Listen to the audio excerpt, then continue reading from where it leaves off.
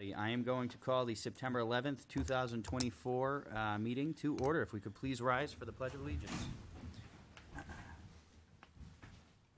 I pledge allegiance to the flag of the one nation, under God, indivisible, with liberty and justice for all. I'd ask if we could all stay up for a moment of silence to remember the nearly 3,000 lives that were lost 23 years ago today. Thank you. All right. So, Ann is not here today. I'm going to appoint Mr. D to vote for Ann. I know Mr. Cruz is going to be a little bit late. He's just getting off shift, and Giovanni will not be here. That being said, we have 7 voting members, so we have a quorum. We'll start with the administrative board work. We will go to our approval of minutes. I am looking for a motion to approve the minutes of August 7th, 2024. So moved, Mr. Chair. I have a motion. Do I have a second? Second, Mr. Chair. Second by Lynn. All in favor, please say aye. Aye. Opposed? Any abstentions? And the chair votes in the affirmative. Here you go, Lynn. And I am looking for a motion to approve the meeting minutes of August 14th, 2024. So moved, Mr. Chair. Second by Art, or motion by Art, second by Lynn. All in favor, please say aye. Aye. Opposed? Any abstentions? And the chair votes in the affirmative. Here you go, sir. All right, and we'll start with staff. Any regional impact determinations tonight? No new regional impact determinations, but just a reminder that this item A is part of a project that was found to be of regional impact. That process has been followed, and no additional action is required. Thank you. And discussions with town staff. I'll start with you, Mr. Trottier. Anything? Nothing this evening. Mr. Malaguti. I do have some updates that I'm happy to provide now or after the business session. We can do them after the business session if you want. Yeah. Sylvia. Thank you. Nothing. Anything? Nothing. Fantastic. All right. We are going to jump into old business. We have a public hearing on an application for formal review of a site plan to construct a 6,250 square foot warehouse building with 1,965 square feet of office space and associated site improvements, 39 Rockingham Road, map 13, lot 65-1, zoned commercial 2. AK Investments LLC is the owner and applicant. This was continued from the June 12th and August 14th, 2024 meeting. If you want to come on up. All right, we need to check this for completeness. I see that we have Mike or John, do you want to chime in on completeness? Yes, Mr. Chair. So there is just a late-breaking development that we noted. This was substantial. We thought that this was substantially complete as it was when this memo was drafted. That last item was submitted today, so the recommendation that we made last week would stand that this be accepted as complete. Fantastic. I'm looking for a motion. Mr. Chair, I'll make a motion that this application is complete. I have a motion. Do I have a second? I'll second that, Mr. Chair. All in favor, please say aye. Aye. Opposed? And your application has been accepted as complete. Good evening, sir. The floor is Thank you. yours. Good evening. My name is Barry Geyer. I'm with Jones & Beach Engineers here for the applicant. The project is located at 39 Rockingham Road, map 13, lot 65-1. Contains 1.267 acres in the C2 zone. Is it possible to pull it up on the boards? Yeah, absolutely. The GIS, or do you want your application? The site plan application course. would be great. So the existing site is currently utilized as an office and storage facility for the Southern New Hampshire Plumbing, Heating, and Cooling. We have access onto Rockingham Road, and the south end of the property is encumbered by a PS&H Eversource easement. There is a large wetland along the south side of the property. Eversource also owns the property on the south. John. Somebody switched you up, John. And we will make note that Mr. Cruz is here, and we now have 8 voting members. Go ahead, sir. So Eversource owns the property on the south and east sides of the project. That property, the Eversource property, is zoned in the residential. It's AR1. We currently have existing septic on site and existing well on site. The existing drainage is such that it directs water to a swale along the east side of the property. The proposed, if you can go to page 2, the next one up, the intent is to construct a 6,250 square foot building for warehousing and office space. We're calling it a contractor's building. That's the intent of it. So to have contractor office or storage and warehousing on the lower floor, and then they have a mezzanine totaling 1,965 square feet for any offices. The building is to continue to operate as the office and storage for the Southern New Hampshire Plumbing, Heating, and Cooling, as well as he's hoping to lease some units. Access will continue to be on Rockingham Road. We have submitted for a DOT permit. We did change the entrance slightly. We are required 11 parking spaces. We're proposing 12.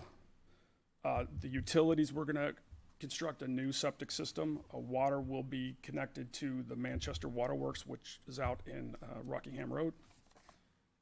If you want to go to the next sheet, the drainage intent, we're trying to mimic the previous drainage scheme and improve on treatment. So we're collecting in swales along adjacent to the impervious and directing all the water to the east side to a rain garden.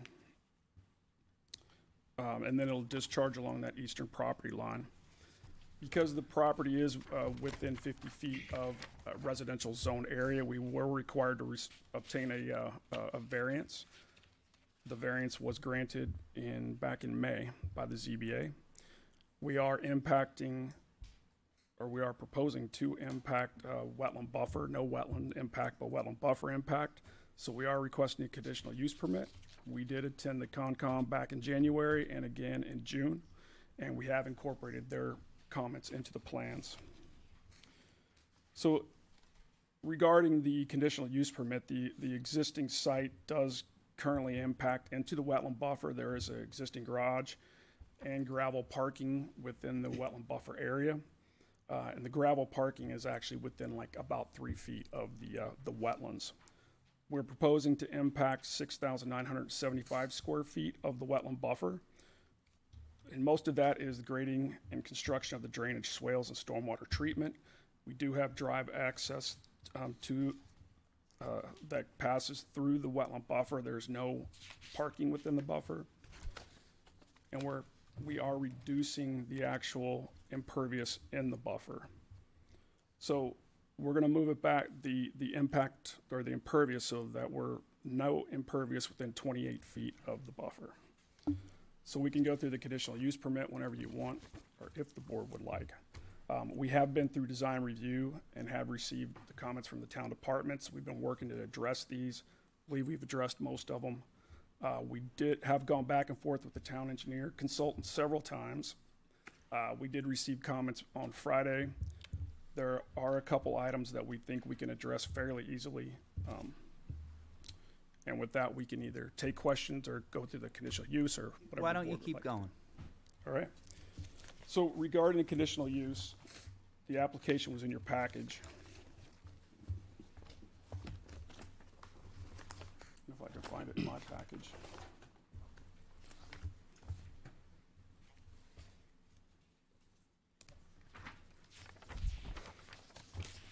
As described, we are requesting 6,975 square feet of impact. That is actually down from the application that's in your package, because after meeting with the Conservation Commission, and we reduced that number to 6,975 square feet. So the criteria for the conditional use, the number one is that the proposed construction is essential to the productive use of land not within the CO district. We propose that the impact to the wetland buffer is at the same location at the existing wetland buffer impacts. The existing impact features mostly gravel cover. Due to setback and green space requirements, the proposed impact is required to access the non-CO district area at the rear of the property. Buffer impact is similar to the existing state and is required to access the parking spaces. Criteria number two is that the design and construction materials will be such as to minimize impact upon the wetlands and will include restoration of the site consistent with the permitted uses. The impervious within the CO district has been reduced as much as practicable. No parking is located within the CO district. The distance between the impervious and wetlands has been increased from the existing approximately 3 feet to greater than 28 feet. Non-impervious disturbed areas within the CO district will be revegetated, and perimeter erosion control features will be utilized to prevent erosion into the wetland. Number 3 is that no feasible alternative route on land controlled by the applicant that does not cross the CO district nor has less detrimental impact upon the wetlands. Nothing in this section shall limit the applicant from exploring alternatives from abutting property owners. And our response to that is that the location of existing wetland and the corresponding CO district, as well as the setbacks, limit the potential for the site. The current site design provides the landowner with the use of their property as beneficial for their business while resulting in limited impact to the CO district. And number 4 is that the economic advantage is not the sole reason for the proposed location of the construction. Existing site currently impacts upon the CO district. Proposed development decreases the amount of impervious within the CO district and increases the separation between the impervious and the wetland districts. So for those reasons, we believe it's, we meet the criteria. All right, I will, so this is a public hearing. I'm gonna start with staff. We'll come to the board, and then we'll open it up for public comment. Staff? Mr. Chair, I think it's important to just make sure that the Conservation Commission's comments are put on the record. They were looking for the avoidance of salt in the winter. Consider eliminating a parking space to move the building toward the road to allow less impact in the buffer. Correct the legend on page 10 of 13 and revise the swale grading to remain farther away from the wetland. I did hear the applicant to suggest that at least some of those changes were made in response to those comments. That was on the CUP. The Conservation Commission also participated in the design review aspect of this, and they made similar comments, but I want to make sure that they're heard by the board. Recommend reviewing buffer mitigation policy, recommend cleanup of all construction equipment and other equipment or materials in the buffer. I think that's a reference to probably the existing conditions. Yep. That's not really a matter of purview for this board, and a CUP is required for all wetland buffer impacts. So all of that being said, and given the criteria that the applicant set forth, staff does support granting the CUP. Thank you. John? Nothing to add. Sylvia? Nothing. Quick question for you, John.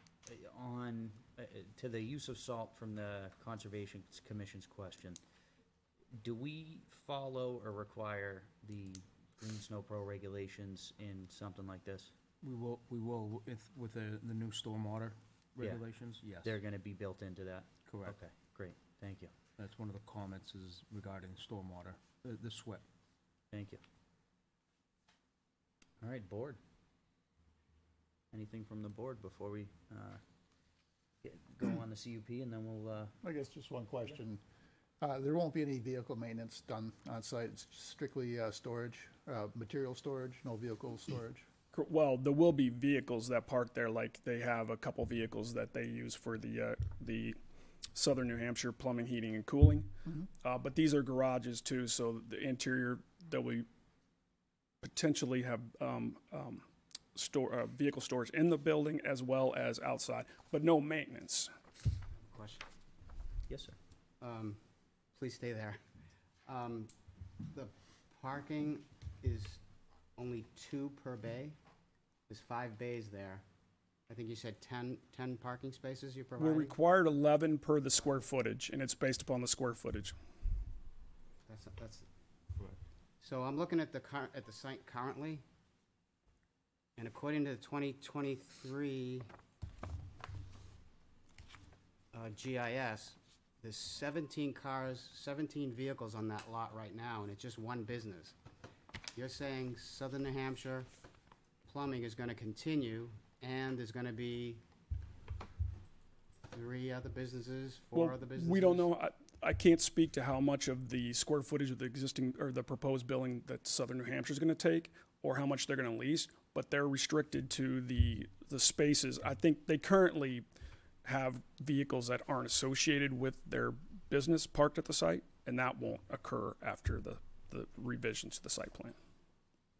Okay. I personally, based on the other places we have in town like this, I don't think there's enough parking, but I'd like to hear what the public has to say too. Thank you. Absolutely. Anything else from the board before I open it up to the public? All right, this is a public hearing, so we will open it up to the public. If you have any comments, please come up and state your name and address. Seeing none, I will close public comment.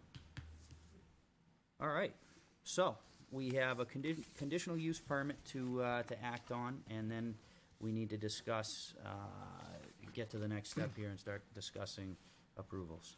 So, I'm looking for a motion. Mr. Chair, I will make a motion to grant approval of conditional use permit for approximately, was it 6,000?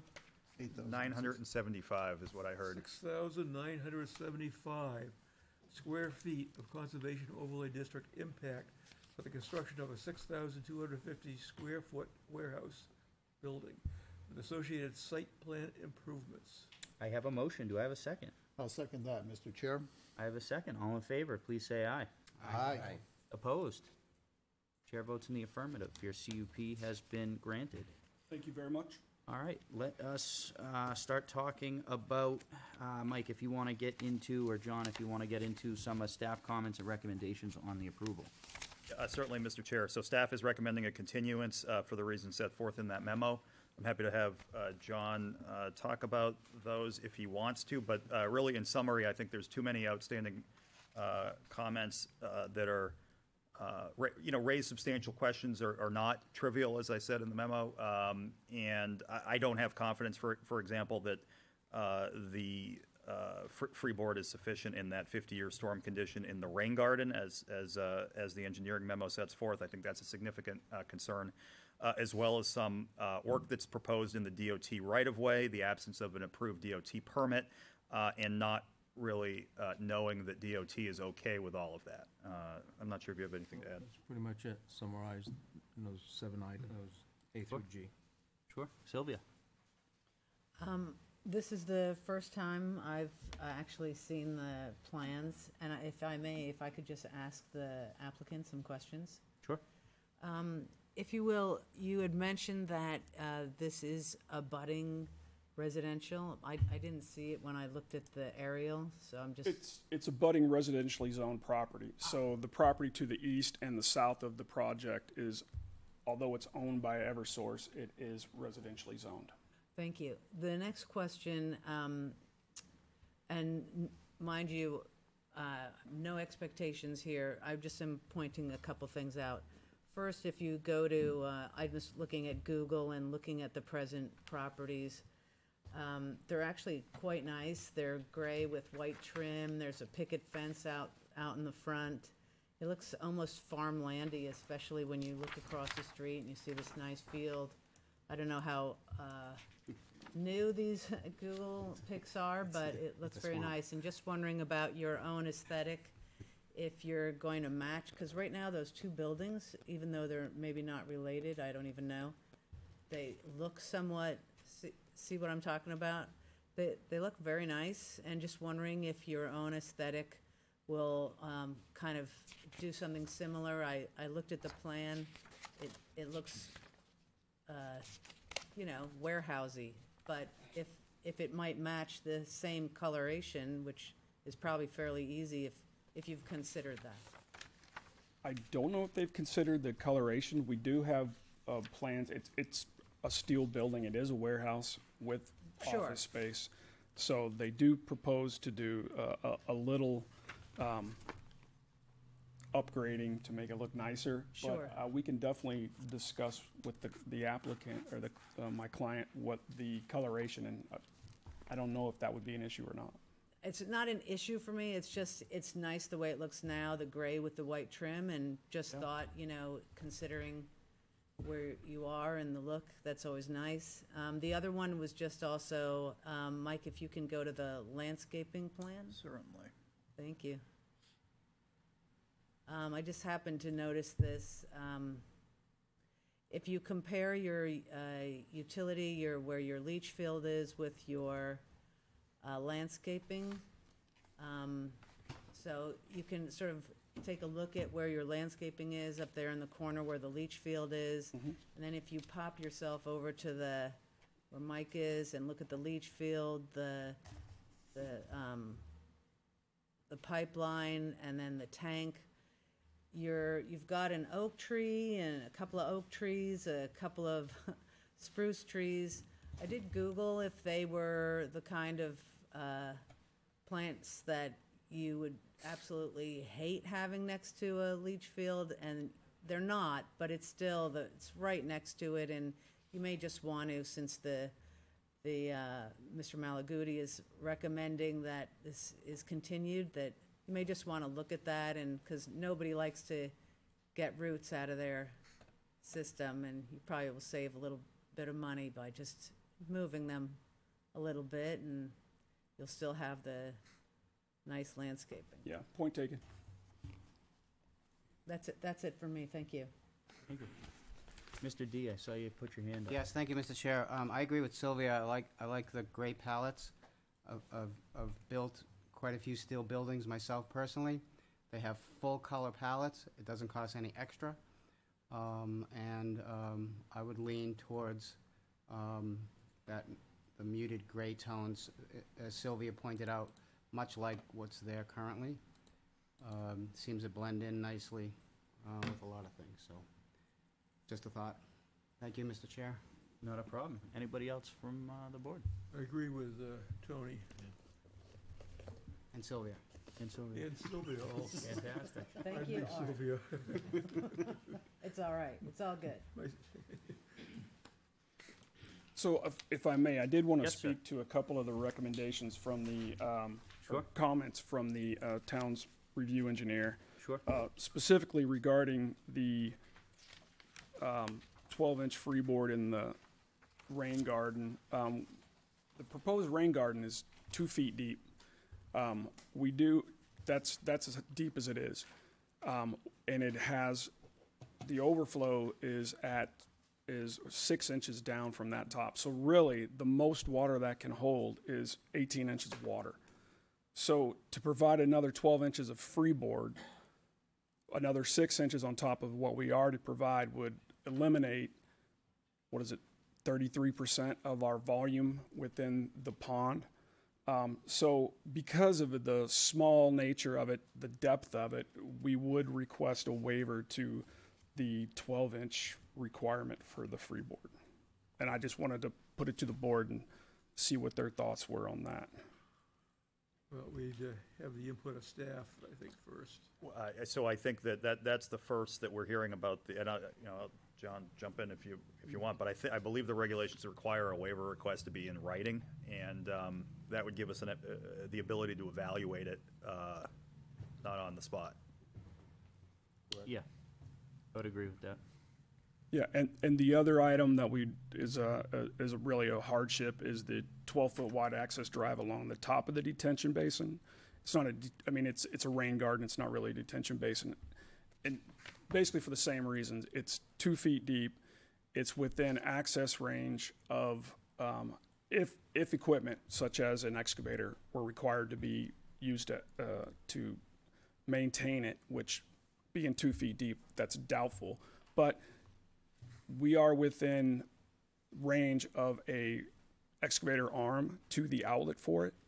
So there's, at the widest point, the rain garden is 22 feet wide. So we currently have a 4-foot wide berm at the top of it.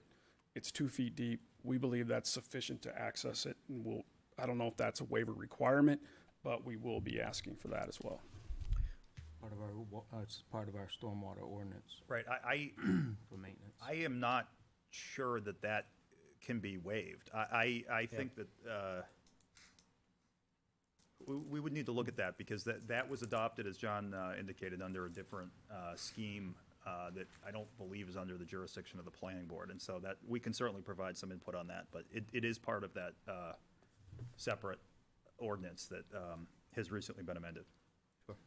So to that point, would you advise put it in writing anyway, and then see what you come up with? Request a waiver and see. I don't think this board has any It's gonna be a authority over formal it. request. Yeah, I mean, so I think I think the applicant should confer with us. Yeah, absolutely. Absolutely. And I would echo that. I think, work with town staff here on this.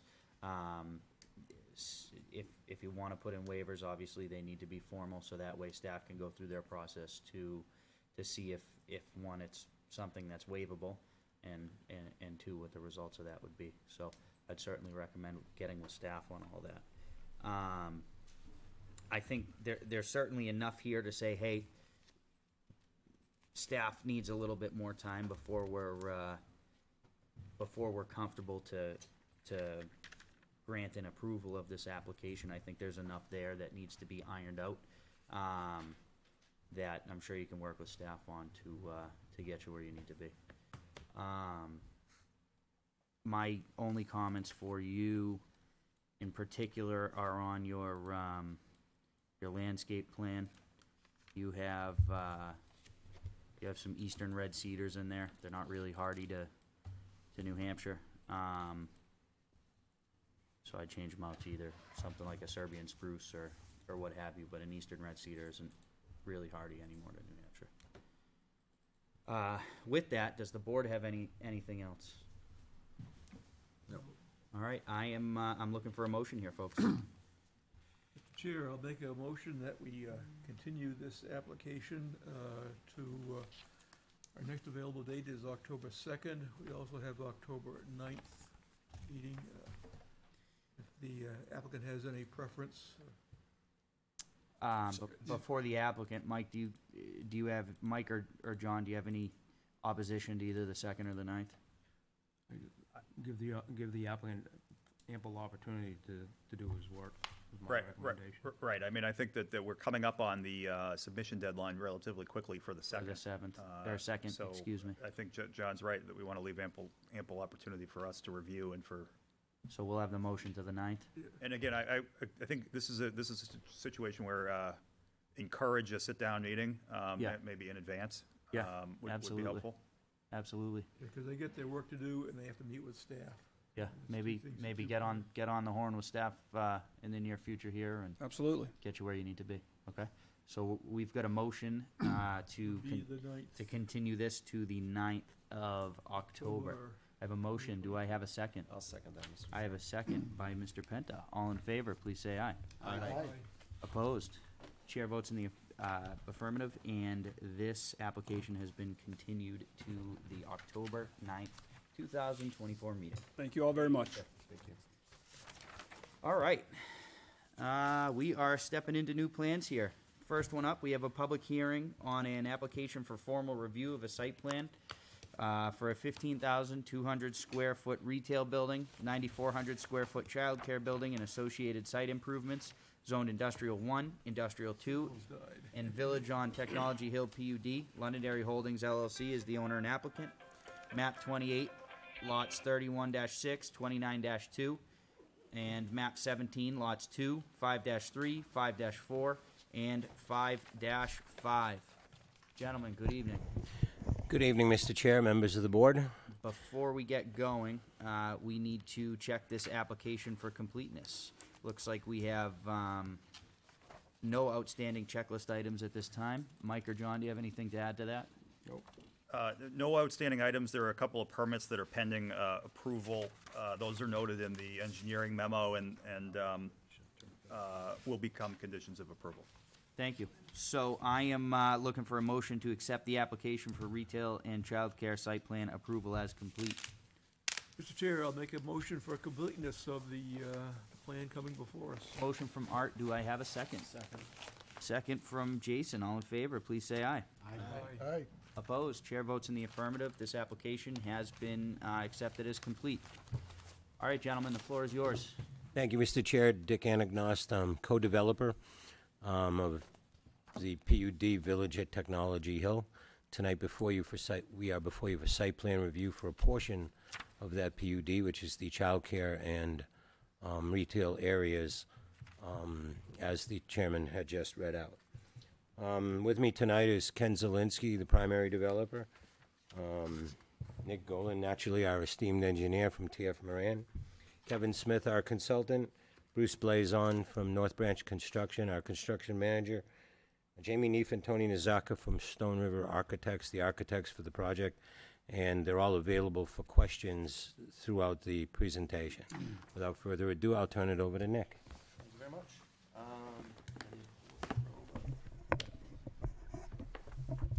All right, if there's any difficulties hearing me in the audience or otherwise, please let me know.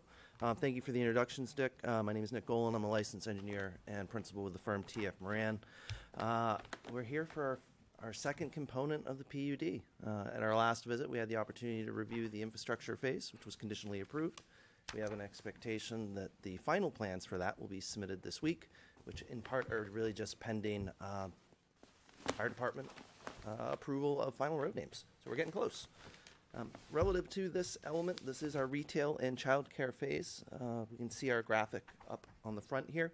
When we pan out and look at this more universally, we can see where this is located in context to the PUD. It's really on an island unto itself. It's just located just north of the Village on Technology Hill Bridge, with access provided on Akira Way.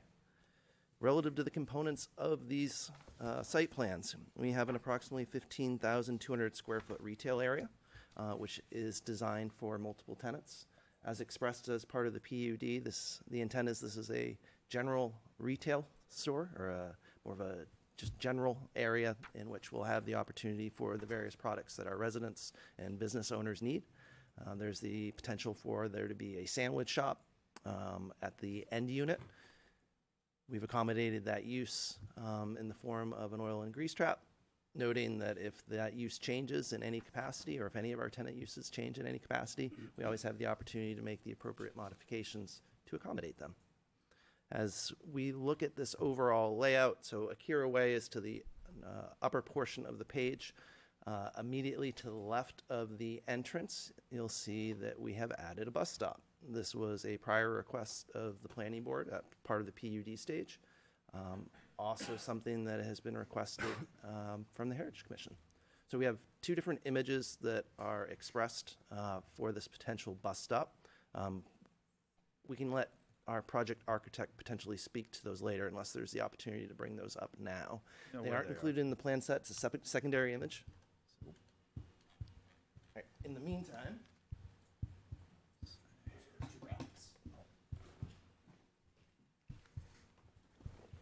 all right. In the meantime, let's talk a little bit just about the general site layout. The retail building, as I mentioned, was approximately 15,200 square feet, comprised of 64 spaces, and allows for multiple tenants. Provides the requisite number of ADA spaces with the loading area located in the back. All right, so here's our couple of options here for our bus stop. Noting that Heritage Commission's preference is the one located on the right. It provides that stone veneer, which is in keeping with both our retail and child care buildings. One of the elements they would like to see is that the sidewalls be added to this. Unless the planning board feels otherwise, I believe it was our expectation we would go with the option on the right, consistent with their requests. So it's a fairly open structure, but at the same time is providing some shielding. We know we'll have some school-age children, and we are working with the Transit Authority to potentially make this a permanent bus stop, which would also be a nice feature to the overall site, given the future components that include residential. So I wanted to make sure you saw those two images. As we work our way further into the site, the overall, again, the retail is located plan left, parking in front, parking to the side, and then loading located at the very rear of the building. Plans. Nick, real quick. Yes, sir. Mike, where can I find that in the bus bio stops? tree here? Yeah. It's not on the drive because he just handed me the. Okay. I can actually, you know what? I'll Not so much those. What you're on behind you. The site. Yeah. The actual. it's site. actually in the. It's part of. It's scanned in as part of the application. Okay. And I'll get you the page in a second here. Perfect. Yeah. So that's the PB submittal. Correct. Just bear with me here. The file name is the 1.5. Oh, you got it. Okay. Go down like page 46. Okay. Perfect. Thank you. All Go right. ahead, Nick. We'll Sorry about that. continue. No problem. So again, working from the top of the page down, you can see where the retail use is located to the left. Again, parking in front, parking along the side, and then also the loading area in the rear. This is not a traditional loading dock. It's not seen as a necessity here for this retail use. It's really an overhead roll-up door. So the expectation is, like you would see with many of these types of shops, these are hand carted in as far as any deliveries. One improvement that we've been able to accommodate here is really improved traffic flow when it comes to our pedestrians with the addition of the bus stop. It has moved our sidewalks really to the left side of that overall road, provides the opportunity for folks to get better access to the retail, and eliminated one of the crossings we had that was mentioned as a concern, where we had a crosswalk really going right across the main entrance or the exit there of the childcare. So had the opportunity to really clean up some circulation when it comes to our pedestrians. As we look to the right side of the page, this is the home of the childcare area at approximately 9,390 square feet.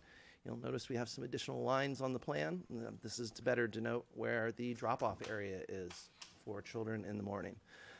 For any of you who have had or have currently small children and have had to participate in the drop-off process at childcare, this is a fairly common layout where you have your drop-off area immediately in front of the building.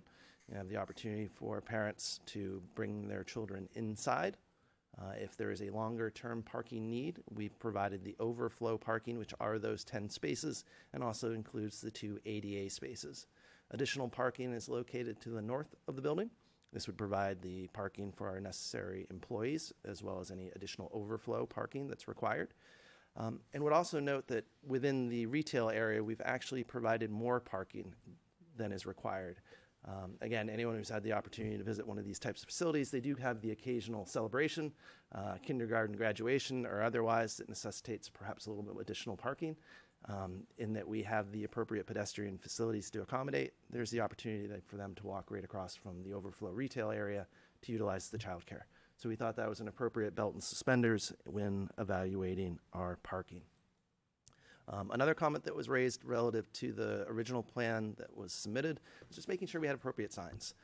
We've added some pedestrian crossing signs, some yield signs, to make sure that it was clearly understood that that striped area is intending for unloading of your children, I suppose, the pickup drop-off area that's associated with that facility. These signs are in accordance with the Manual on Uniform Traffic Control Devices, the MUCTD. We feel that they are appropriate, but that'll be pending final review by the third party as well as engineering. Another element that's incorporated to these site plans is bike parking. We've provided more than enough. It exceeds the regulations. They are located appropriately for the childcare. You can see it at the lower left-hand corner of the building. If we pan down just a little bit, we can see it for the retail area. There we go, to the west side of the building. So again, appropriately signed, appropriately located, gets them a little bit out of the way. I know one of the questions we had been asked previously is, well, how are we going to handle bicyclists throughout our development? You know, the reality is these are private roads. It has every opportunity to be shared and marked for shared bike automobile. If you've been to downtown Lebanon, that's something you'll see. You'll see it in Manchester as well. We're not looking to expand the width of our roads or otherwise, but just to notify folks that, hey, you're going to share the road with our bicyclists. It's really the most common sense application, and again, is very consistent with the village feel of this overall development. Relative to grading and drainage, if we want to flip to the next sheet, and that's something we always like to talk about, these are open infiltration basins, one of which would have already been constructed consistent with the infrastructure package, which is located to the lower right-hand corner of the page as currently presented, or it's centrally located along the bottom as shown now.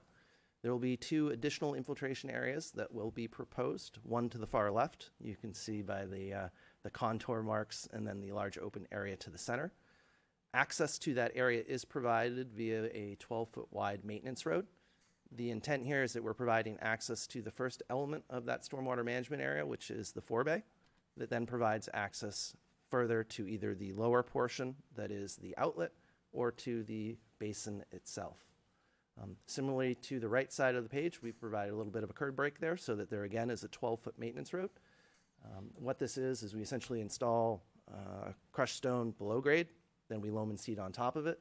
Provides the structural stability that we need in order to gain access to the site, but we don't have to look at a less attractive road as part of our overall development, so it's a nice balance. That one actually provides a little bit further access in that we have the capability to do so, albeit at a little bit of the expense of the conservation buffer zone. There are no new impacts to that conservation overlay zone or conservation buffer. We've actually been able to reduce those impacts in small part. Most of that was done in the immediate vicinity of the retail building. Relative to our utilities, given that we already have an infrastructure package, those are already in place. We'll extend off of those existing services. That includes our electrical, our sewer, and our water, and our gas. As far as our current approvals, we have received confirmation from Manchester Waterworks that all is well. And that correspondence has been shared with staff. As of today, we received confirmation from the sewer division that the design of the plans is again appropriate, which now allows us to apply for our sewer permit. Lighting. So again, we're looking at a combination of pole-mounted and wall-mounted fixtures, all dark sky compliant, all LED fixtures. Landscaping, and I think this is an important one to focus on because this is the entrance to the village on Technology Hill, and an incredible amount of care has been taken in the selection of these plantings. There are street trees that will be replaced along Akira Way. The trees that were planted as far as the original construction unfortunately have reached their demise. Nope, trees have a finite lifespan just as well as the rest of us, and those will be removed and replaced. It's a combination of red maples and I believe hackberry and red oak that'll be planted. Again, what we've tried to accomplish here is to be consistent with our PUD goals. These are either native or native improved species, and trying to provide a balance of different shapes and different colors. One of the species that I know I like is the shagbark hickory. It has almost a three-dimensional feel to it. When you look at that bark, it really provides some interesting character. And having that in close proximity to the childcare, we thought also would be a fun element because it gets the kids looking at things and seeing it a little bit differently. As we progress through the entranceway, what you'll see is the American elm.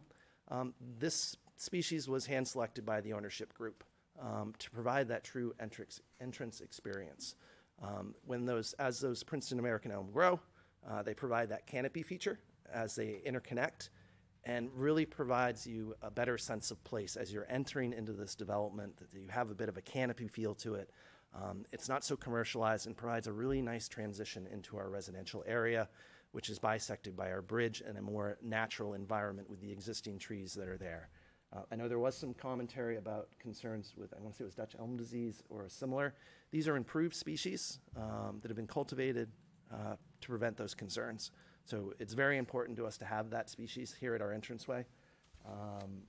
We believe that the plantings provided are consistent, again, with our PUD and your regulations. When we look at what the selected items are within your checklist and your plantings. Be happy to have a conversation with Sylvia. I know she had a couple comments about the types of plantings that we provided.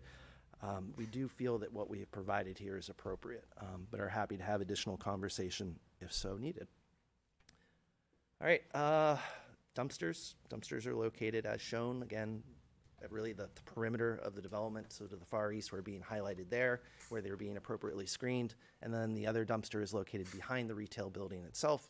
Again, we're kind of out of sight, out of mind, and it wouldn't be an area in which you're really going to have pedestrians traveling. It really just provides the appropriate access for a 30-foot box truck to be able to provide access for deliveries. The last item, which is the last two sheets in our set, really have to do with the architectural components of our buildings. Tony Nazaka is here. He can fill in any gaps relative to the explanation I'm about to provide. But we had the opportunity to meet with Heritage Commission. I'm sorry, the last two sheets in the site plan set versus the overall. Reoriented. Yeah, otherwise we'd be hunting for, there we go. They're the nice pops of color. I'll start with the general retail building. So this is a combination of a primary and secondary siding. The upper is a clapboard, which is in a desert tan. The lower is a board and batten, which provides a wedge blue. And then along the baseline there, you can see that there's a nice stone veneer that also then ties it back to the bus stop that we had looked at before.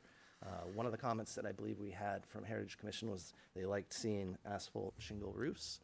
Makes a lot of sense, given this is a little bit of more of the retail, childcare. This is in our industrial buildings where we're looking to put solar voltaics on. These buildings don't have great facing roof lines for that purpose, so the use of the asphalt shingles makes a lot of sense here. So that is what we have proposed. You can see in the upper left-hand corner just an idea of what the presentation of that roof line would look like and the potential for signage, noting that we'll go back to Heritage Commission to have the formal signage package approved once tenants are defined. If we flip over to our childcare building, you'll see something very similar where we have an asphalt roof. Again, that primary and secondary siding consisting of clapboard and the board and batten, again with the veneer component of the stone. A little bit of a difference on this one in that you can see along the front entrance of the building where we have some larger facing windows that there is a metal panel accent. The idea is really just to make this building stand out in a little bit of a different characteristic and provide a little bit of a modernized flair to it. This is consistent with what Heritage was looking for, and we hope you feel the same. I won't be overly wordy this evening. This is our first phase of the PUD as to our uses. So we have our retail and childcare. I will state that this is very purposeful and that the intent is to use our retail building as our staging ground to build the project. So essentially it provides our contractor a nice and enclosed space as we start to work this project forward. And be happy to answer any comments or questions. Thank you. Yes, sir. All right, I'm going to start with staff. Thank you, Mr. Chair. My comments are laid out in the memorandum dated yesterday. I'll start with the planning comments to which Sylvia contributed. Thank you, Sylvia. There have been some changes to this plan set since the last time around, including increasing the width of sidewalks in response to comments. We feel that the configuration of the drop-off and pickup zone has been improved, but that there could be some additional improvements to make sure that people know the intended purpose of that loading area.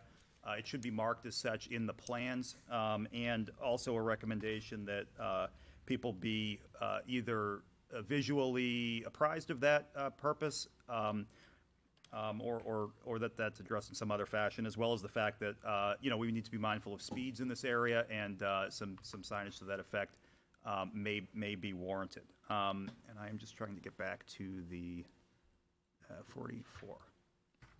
My apologies.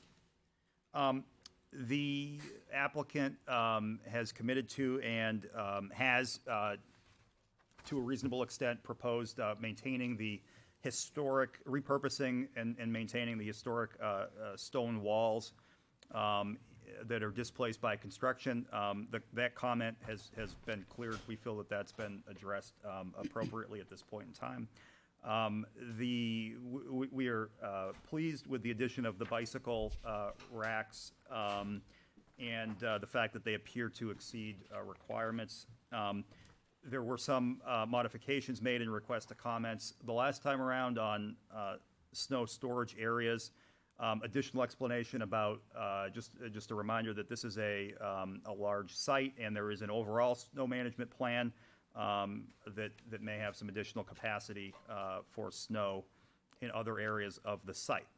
It was explained that the playground designed by others, as it is reflected right now, playgrounds are sold as turnkey, by a vendor, and so the applicant doesn't have a design for the playground, but takes the concern about, well, there must be an additional impervious surface that comes with that, and they're proposing to that 5% is a reasonable number for that.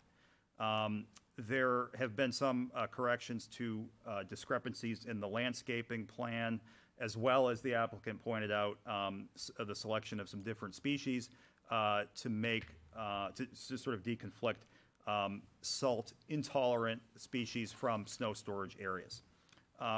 Just a reminder to the board that it is exactly the case that The applicant has supplied a bus stop, not because there's a regulation that requires it or because they thought that it was something that they wanted to do. They did it because the planning board and the Heritage Commission essentially asked for it. And so, yes, that generated additional comments, one of which I think Mr. Trottier will reference in a minute, site distance.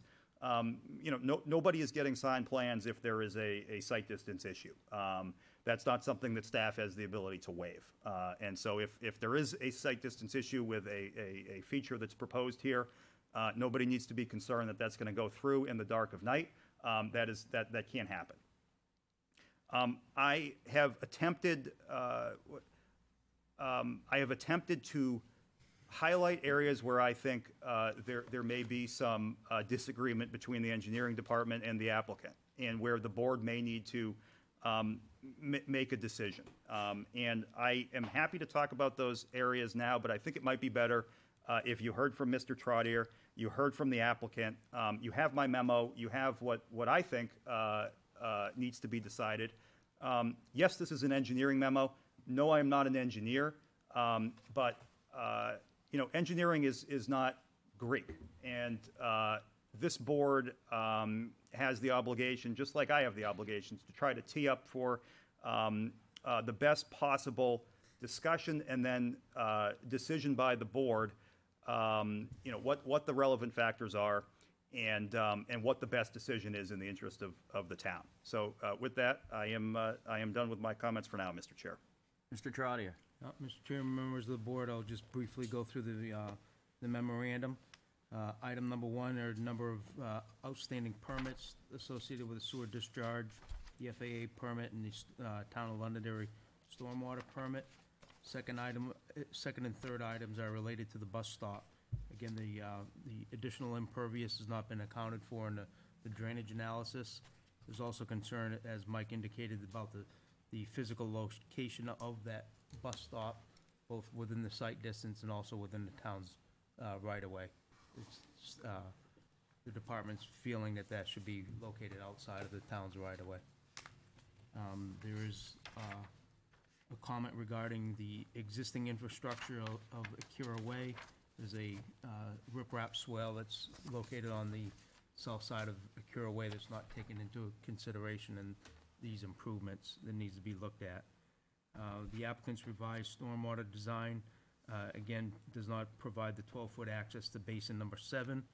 Again, it's per our regulation. Again, they need to not only access the forebay, they need to also access the outlet control, the outlet control structure. And in my opinion, it's not accessible. I'm gonna go through as far as the overall retail and childcare layout plan. The widths of the proposed sidewalks, again, should meet the town requirements of, again, 6 feet in width. There are some comments regarding the grading and drainage plan. There's an indication that one of the existing outlets control structures that basin number 8, the outlet is below the existing grading out there, or proposed grading, There were some recommendations as far as cleaning up the construction detail comments. A number of comments related to the drainage analysis. Again, there's been discussion regarding routing of the stormwater through the ponds. When a drainage analysis indicates routing through a pond, it's a pond, in my opinion. We're looking at clarifying the existing calculations as far as the forebay on forebay number 7. Lastly, there are, again, a lot of these improvements, as Nick indicates, they would be tying into the portion of the project that is the infrastructure plans, which, as I understand it, Nick said that's going to be submitted later on this week. So, and lastly, the 50-year storm analysis wasn't included with the drainage analysis. So as far as where the actual 50-year storm is within the ponds, still up for debate. I haven't seen the numbers. That's all I have. Thank you. Sylvia. Just some questions for the applicant, if I may. First, and a comment. First, I appreciate all the responsiveness of the applicant to our many comments. But do want to know, have the roads been named? That was one of the things we wondered about, or you're still working on that. I'm obviously not going to be Sylvia Way, but, would No. like to know. Certainly. So a list of road names has been provided to the fire department. Okay. They've so- approved the names, but what they haven't done is approved the configuration of where those roads begin and end. So it was remiss to add that information to the plan and put false information out there. I'm assuming we'll have that information quite quickly, given that it's really the last item that we need in order to resubmit the infrastructure plans. Yeah, that's great. Two, on the bus stop, curious, is this meant for school buses, MTA? Who is stopping there? In a perfect world, all of the above. It's been designed for the purposes of school bus. Now, we've reached out to the MTA. They're rather difficult to get a hold of. I imagine they have a lot of things on their plate as well. We'll continue to further that endeavor until we get a definitive no. But right now, it's undecided on whether or not they would consider this an appropriate stop along their route.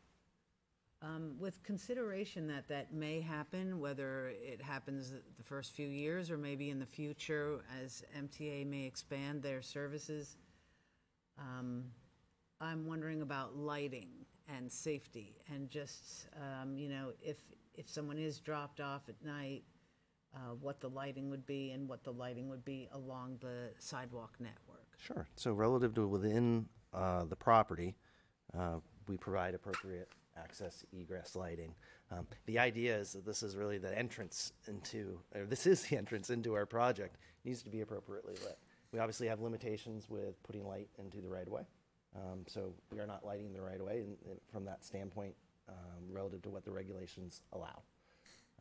If the board wants us to consider as part of this or a future phase revisions to this bus stop to accommodate whatever that final element may be, we're happy to. It'd be great to have a formalized bus stop at the end of this. I do note that in the commentary, Mr. Trotter mentioned that he does not want the bus stop in the right of way. That is the only place it will fit. So if it is the board's desire to meet that requirement, we would be unable to provide a bus stop as currently configured. We're engineers, there's always a way we can figure it out. We'll go back to the drawing board, but I would foresee the need for that to be located within the right of way as currently envisioned. One more item about the bus stop, and just thinking about future users, if there is an evening service to that through MTA, that for safety reasons, and I'm really happy to see a police officer on the board, I think that it's always important to think about safety and the two configurations. You were talking about adding sidewalls.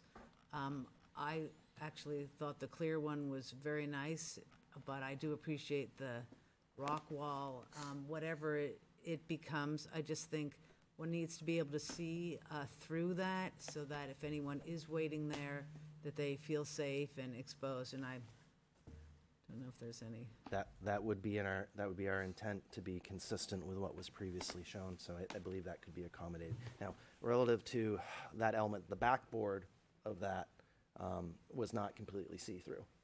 Is that a request of this board? Okay. I think it's more for traffic coming Gotcha. each way. Well, you have to decide if the sideboards are gonna be asked for or not. Yeah. We haven't talked about it yet. Correct. Anyway, just something to consider for safety all around, as well as sight distance if, looking through there. All right, that's a lot on the bus stop. Let's talk about the bike lanes. So we know through all your visuals, you clearly are very interested in being a walkable, bikeable community, and I apologize for the interruption, but I have to interject in that we have always poised ourselves as a walkable community. The opportunity to have bikes is a great element of this, but as you read through our PUD, that was not the emphasis. It is a nice opportunity to also have the ability to bike through this area, and we've, in our minds, provided appropriate accommodations and that we can have shared use of those roadways. But I did want to explicitly state that we in no way are touting this as a biking community, but it is a component that is allowable, obviously. Okay, my term clarified my term that I used, bikeable. I just noticed in a lot of your visuals in the master plan that there are people who are walking and there are people who are biking. Tony? So just to clarify for the roadway and access ways, et cetera, when you say shared use, are you talking about adding sharrows onto the pavement, or how will it indicate that it's a bike friendly? It seems like the best opportunity is to, on the pavement, actually create that shareable marking. I've seen it in the other communities. Makes a lot of sense. It's a good visual element for folks to know that, all right, I'm sharing this road with somebody who's on a bike. Our speed limit through this area is also 15 miles per hour. So 15, nice. So we're keeping people slow. This is a village. We have no interest in folks speeding down these roads. So I think that combination of having a marking, which we could incorporate as part of the residential phase on the pavement, with also the acknowledged speed limit consideration, I think puts us on a good spot. Yeah, I think that's excellent to hear, so thank you for that. The last one, I'm curious, for lane markings, have you considered a more narrow lane marking so that it provides some shoulder for a bike?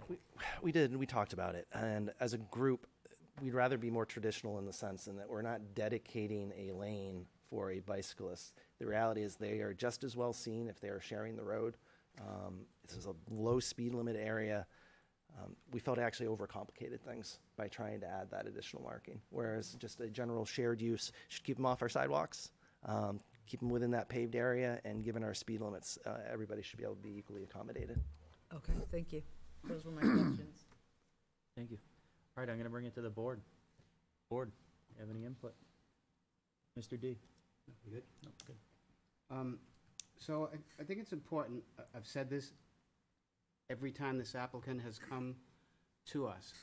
It's important to keep in mind that for all intents and purposes, this is a private site. It's not like the Pillsbury developments where the general public is in and out of there all day long, cut-throughs to major streets. It's not like Tuscan Village, where the general public is coming in and out and out and in and out, and riding their bicycles, all over the place, all helter-skelter, getting all crazy. This is a private site. There is no reason for the general public to go in there except this little general store, which is at the very, very beginning, the entrance. If I'm reading it correctly, you don't even go over the really expensive, controversial bridge.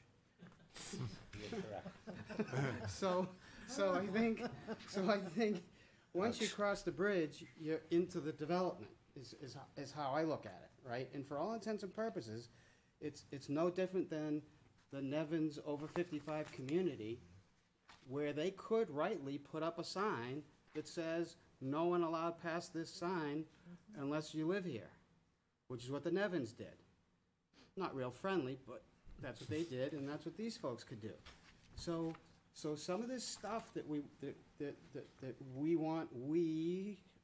all of us want to incorporate into a typical street in a typical development in the town that the general public is going to be roaming around in 24/7, I think the standards would be different here than for there.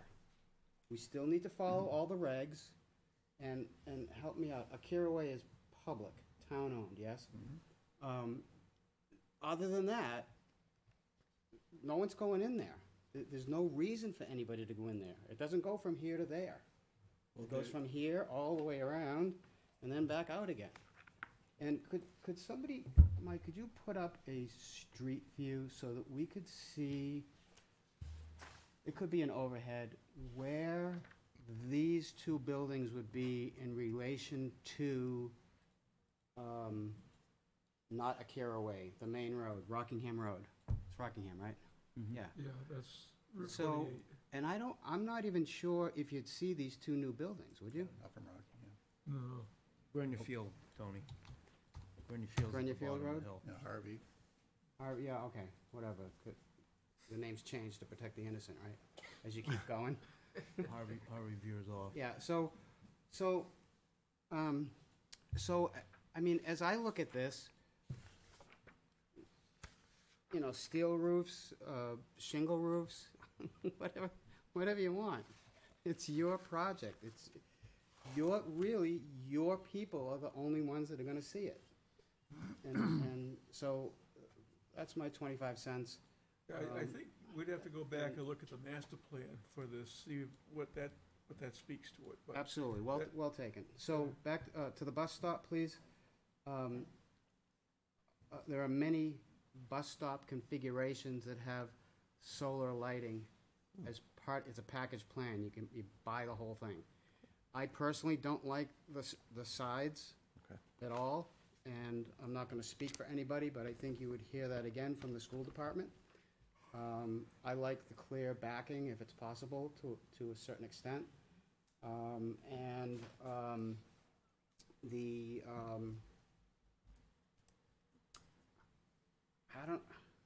We're gonna talk about this later, Mr. Town Manager, Planning Board, Planning Director.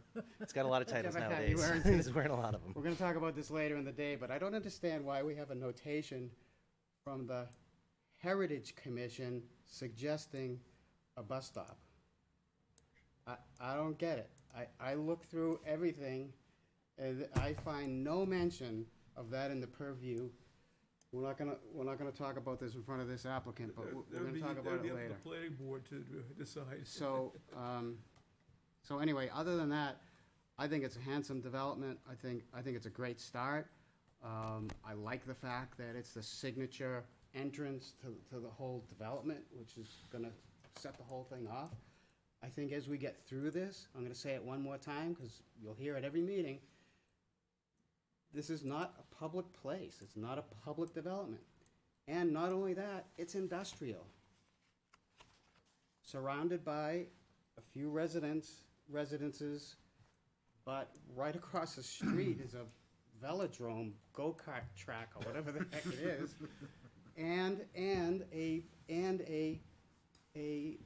industrial manufacturing plant. You go a little bit up the street, not even 200 yards, and there's more, it's more than commercial, it's industrial manufacturing. So this fits in perfectly right there, and it's private. So, thank you. Jason? Tony, I agree with everything you said, except one thing we have to keep in mind is that there are businesses in here that could employ up to hundreds of people that would be going through there, so. Agreed, but that's not general public. Exactly, yeah. That's yeah, people but that there- belong But there. there are a lot more than the people who live there. Yes, yeah. understood, understood. But Thank you. I completely agree with Thank what you. you're saying about it being private and everything. One thing on the bus, if you do end up with MTA, and I hope you do, because I think it would probably help out the businesses a lot, you could end up with conflicting schedules where the bus, the MTA stop and the school bus kind of comes around the same time, and you could have, people for both in there at the same time. So I don't know, you may want to think about that as you're developing the bus stop. You could have kids and people going to work there at the same time. Thank you for that. And the, just one other, the sandwich, I didn't see it, but I want to make sure there's no thing for a drive-through or anything like that. We're not talking anything like that. Okay, No. cool. All right, thank you. Anything else from the board? Oh, Lynn. you go, Lynn. So a couple of questions, or I guess observations now in light of Tony's comments about the private nature of the development up there. But nice to see some attention given to bicycling up there. But as a bicyclist myself, the bike rack location in front of the retail store is at the wrong place, because you have to ride through the parking lot to get to it. And it's really out of sight, out of mind. So if I went there, I'd park it up against the door where I can see it while I'm in the store. As an alternate location, would it be more appropriate as you come in off of Akira Way immediately to the right before you hit that first parking space? Absolutely. Could be accommodated. Yeah, that's a good catch. And, you talked about the 15-mile-an-hour speed limit through there. Are you going to put any traffic calming measures in to help people keep that low speed? They are built into the design. You'll see Are that they? these are curved linear roads. You do not have a whole lot when it comes to straightaways where people are going to gain speed when we look at the overall PUD plans. So although that certainly was beneficial for our grading design for the overall project and in citing these uses, care was taken to make sure that we didn't have a bunch of straightaways where people are going to build up a lot of speed. So I was looking at the crosswalk that crosses over between the two different buildings and thinking it might be a great spot for a speed hump. Just having spent some time in a city with lots of speed humps, they're a pain in the butt, but they do keep the speed down. And you're gonna have probably gonna have the most foot traffic in the development in that general area. So just something to keep in mind. I think 15 miles an hour is gonna be a tough limit to police, and I think anything you can do design-wise to help make that happen is going to be, beneficial to you. Okay. And then my last comment is, the building architecture and the palette, is that what's going to carry over to the townhouses as well? So I won't overstep my bounds too much when it comes to our architect. Tony, would you mind popping up? You can use the microphone right here if you wouldn't mind.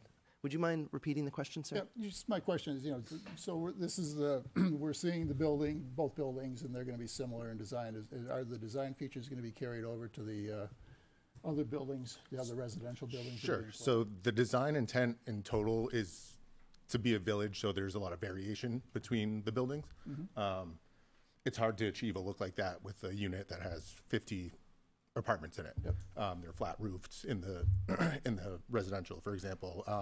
What we would do is, as you go in, the leasing office shares a similar aesthetic to this, which is in the residential area. The residential area, they're just larger buildings, but we tried to scale them down with the flat roof, different sizes, different colors. And then the commercial aspect is more of the industrial zone of the whole area of Londonderry. So we feel together it's cohesive, but And the I guess housing that's what buildings, what I'm asking, is it a cohesive look in your mind? Yep, good, thank you. Sure. Mr. Rugg? Probably, maybe John can help me on this. 4 bays, freeboard, and the differences in definition between, I think, what the town has and what the state has. I'm trying to understand this, So, try to What in particular? rationalize. what- again, our regulations require 1 foot of freeboard over our 50-year storm. Yeah, Again, we look at that as far as the height of the water in that pond. And the difference of opinion is, he would like to have an overflow structure or an area that will allow that water to flow. Our outlet control structures are designed that when it gets above that 50-year storm, it takes the water through the top of it. Plain and Have the simple. topper grates? That's right, it's an open grate. Topper grates, yeah. It's an open grate. okay. Thank you. It's So it's the not really Reader's Digest version of it. So pond and a 4 bay are kind of the same No, thing. so the 4-bay is, again, if you're looking at what Mike has up on the screen, the stormwater comes out of the pipe, and then that first pool area here, that's the 4-bay. That's where the sediment that gets past the sumps in the catch basins, that's where that material will accumulate. Then it flows over an a riprap embankment typically, and then this is the pond itself, the detention pond. That's absorb the water. No, again, depending on what it is, if it's an infiltration basin, or is it just an open detention pond? And then it flows out the outlet structure, the outlet control structure. And as you see here, again, so the access is only to the 4-bay, right up in here, where it stops. The concern is, again, on this one, the outlet control structure, I'm having a hard time seeing it on the screen. So the question is, Correct. what happens if the lower one This is the outlet overflows? control structure, right there.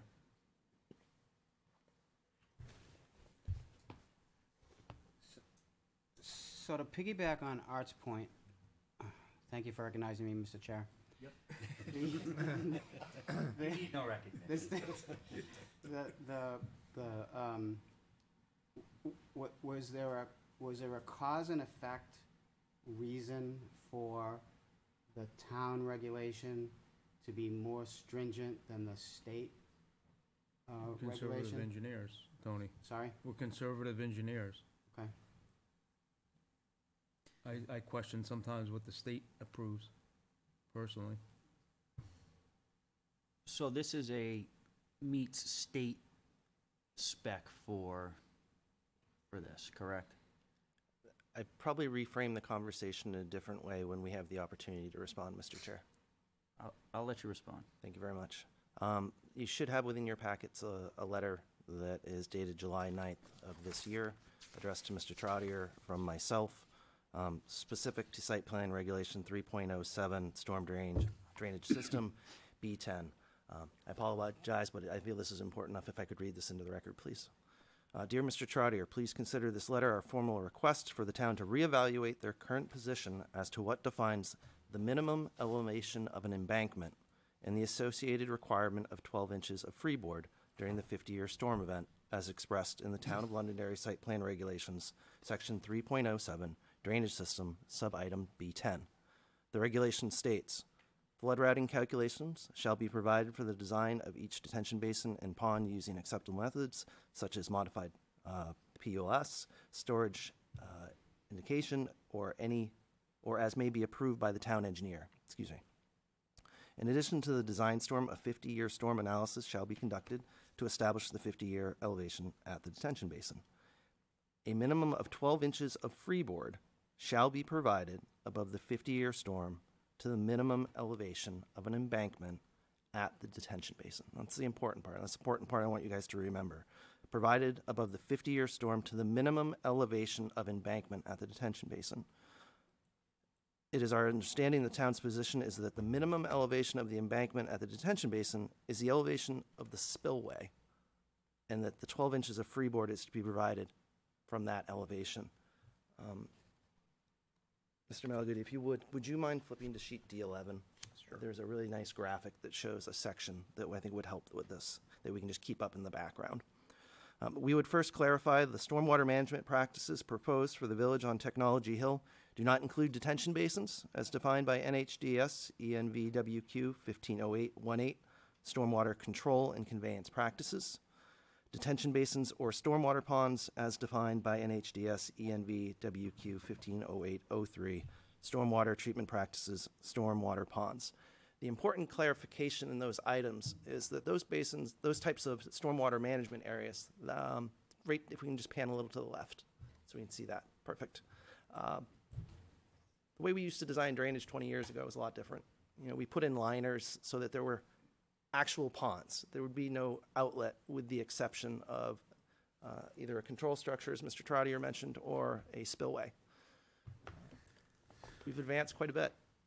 We proposed infiltration systems now that use existing site soils that provide appropriate treatment for our stormwater pollutants. We also have enhanced methodology, which is filtration systems, where it's actually an engineered soil that we use. You can even go a little bit further, and the prior applicant before us was expressing one of these other low-impact development criterias in the form of bioretention, where you have a combination of engineered soil, but also different types of plant species that take up those biological components, heavy metals or otherwise. So it's just a great Mother's Nature's gift for stormwater treatment. So relative to those systems, I just want to make sure that we're being appropriate with our terminology. What we're proposing is not a detention basin. We are not proposing a stormwater pond. We are proposing infiltrative systems. And it's an important enough distinction that the state of New Hampshire defines it as such within the alteration of terrain regulations. All right, I'll read further. A combination of infiltration practices per ENVWQ 150807, stormwater treatment practices, infiltration practices, and filtering practices as defined by ENVWQ 150808, stormwater treatment practices, filtering practices are proposed. In that these practices are not detention basins or ponds as defined by the town regulations and are otherwise defined by NHDS alteration of terrain regulations, ENVWQ 1500, per the approved Village on Technology Hill Planned Unit Development Master Plan. the town's stormwater regulations are to be enforced as written. We spent a lot of time with you folks as well as staff in drafting that PUD. Now, no waivers of stormwater regulations were required, no modifications of any language were proposed, but clarification was given that in any areas where the town regulations were silent, that we would rely along the state requirements to make sure that the stormwater management areas were designed appropriately. Now, secondarily, we would clarify that the town zoning ordinance, site plan regulations, and subdivision regulations do not provide a specific definition of embankment or freeboard. As such, we turn to the State of New Hampshire Administrative Code to define these elements. As such, per NHDS ENV WR 101.18, freeboard is defined as the vertical distance from the water surface to the lowest elevation at which water would flow over the dam at a section not designated to be overflown, meaning it's the lowest point on your berm where stormwater is not intended to flow. And that emergency spillways are provided on the Village on Technology Hill infiltration stormwater practices are designed to have water flow over them. They cannot be referenced and be considered the minimum elevation of the embankment. We believe the above information clarifies any ambiguity as to freeboard requirements associated with the stormwater management areas proposed for the Village on Technology Hill.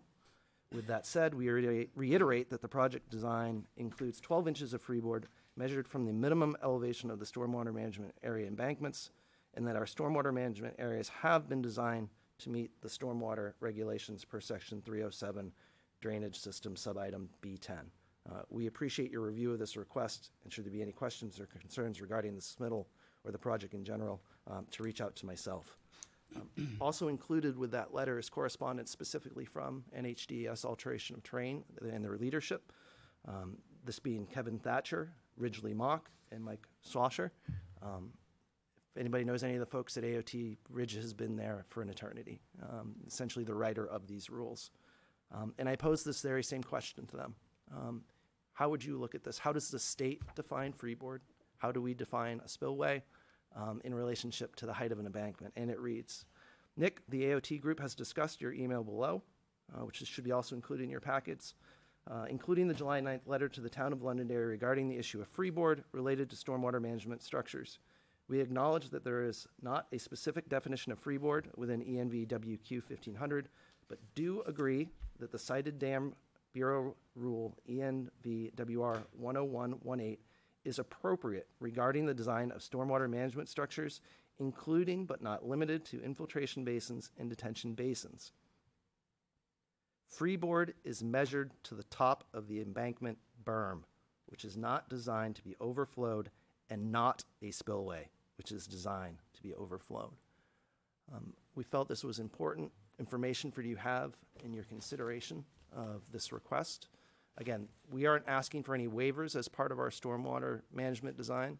As currently constituted, we are providing a foot from the spillway elevation. It's providing larger basins that are required. It creates additional areas of impact. And in the case of each one of these basins, is also creating additional impacts to the conservation district buffer. We feel that this information is appropriately substantial to clarify that we should be measuring freeboard from the top of the berm, not the top of the spillway. Yes, this is an engineering item.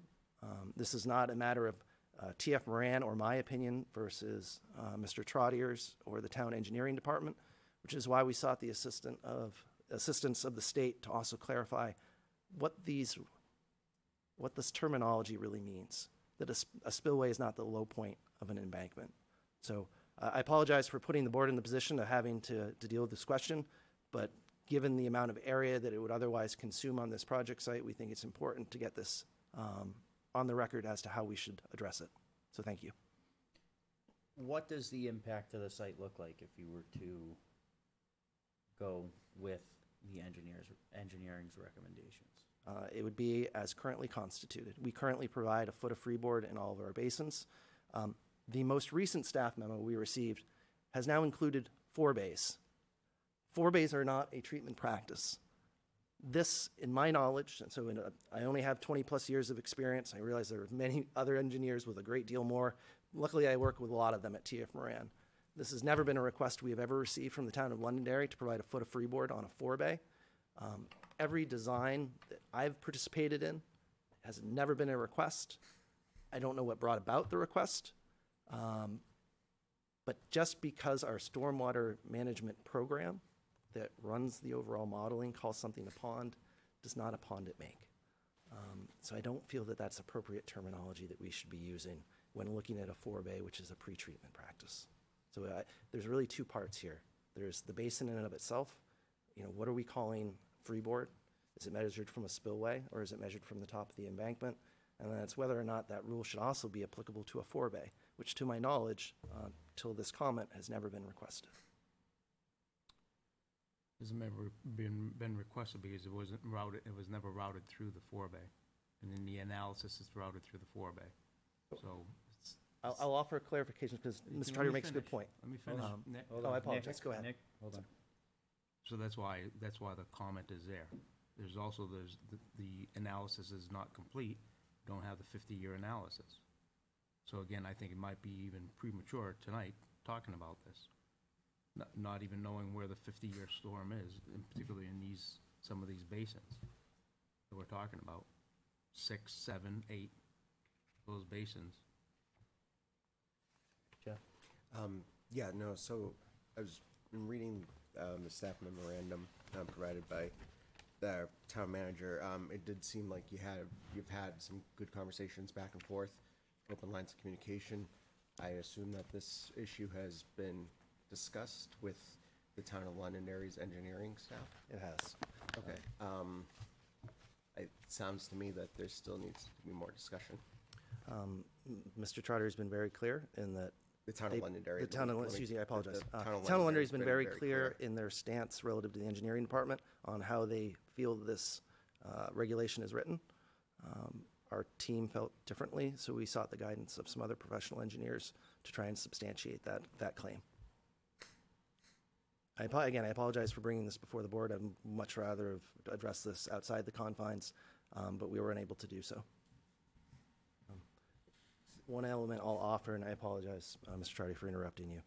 He makes a really good point that one of the requests we had of alteration of terrain was they wanted us to route our stormwater through our forebays to make sure they could appropriately handle the flows.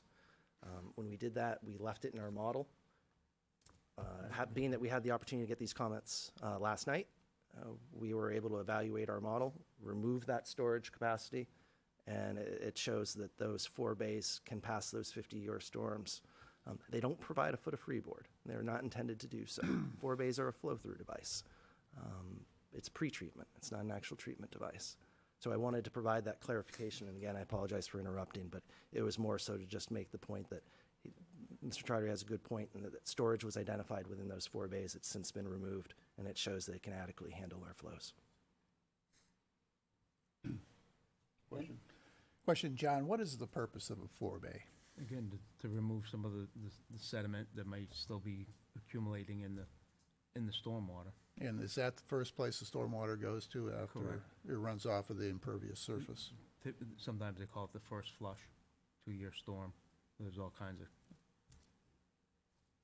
stuff on the parking lot. Yep. Okay, great, thanks. So, if you drill it all down, part of this standoff is a question of definition. Yes, sir.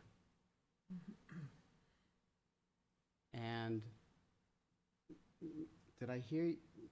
John, did I hear you say that the 50-year storm wasn't run on the site, or 50?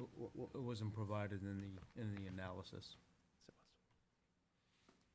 I would offer the clarification, sir, that the information, including the 50-year storm event, is included in the analysis. I would acknowledge that the HydroCAD routing was not included. But all of that data that shows that the appropriate freeboard has been provided relative to the town's current stance on that definition is here. It's providing a foot from our spillways, which are set down from the top of The our berms. HydroCAD routing has all the data, doesn't it? It has it HydroCAD. provides the background data, yes, sir. What I would offer is that that information, again, is there. We can turn to it in the PDF if we'd like to.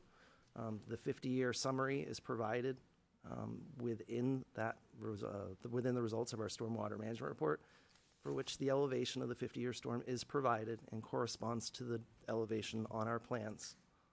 So the data is there. I think that, I don't know that I would want to review the 50-year summary that's provided in the PDF, but I don't know that it is, if the data is there and the data is available, what I'm wondering is it, can staff verify that through a condition, can staff verify that, yes, this math does work out? Because that kind of sounds like where we're at, is it's just has not been verified. Is that correct? If I may, Mr. Chair, I mean, that's exactly the point that I was about to make, and that I made in the memo, and I'll amplify it now, which is, I said that just because it's engineering doesn't mean that we can't talk about it and dig into the details, even though we may not be engineers. That being said, I have never seen, and I suspect I will never see, this board crunching the numbers here. No. Yeah. And so my point is, hey, resolving this definitional dispute Wouldn't be in our, will allow it to be a condition of approval. yeah. If we can't resolve this definitional dispute at the staff level, we need the board to do that. But once that's done, it either meets the regulation, the 50-year storm regulation, or it doesn't. That's not something that I would, if the board wanted to, participate in that process, they have that right. I've never seen that, and I can't imagine that the board wants to participate in that process. So am I hearing correctly then, what you need us to do is make the decision, is it an apple or is it an orange? Correct. Which one's the apple and which one's the orange? It's up to you, Mr. Chair. You get the fancy title. Thanks. I mean, if I may. I guess a little, Yeah. what is the consensus on the board in terms of the definition of this? I guess for me, it's less about the definition and more about the metric provided to back up the fact that they can meet a 50-year flood. And if they have the ability to show that, then as one member, I think I'd be comfortable with it, I would agree with that. What's the consensus of the board on that?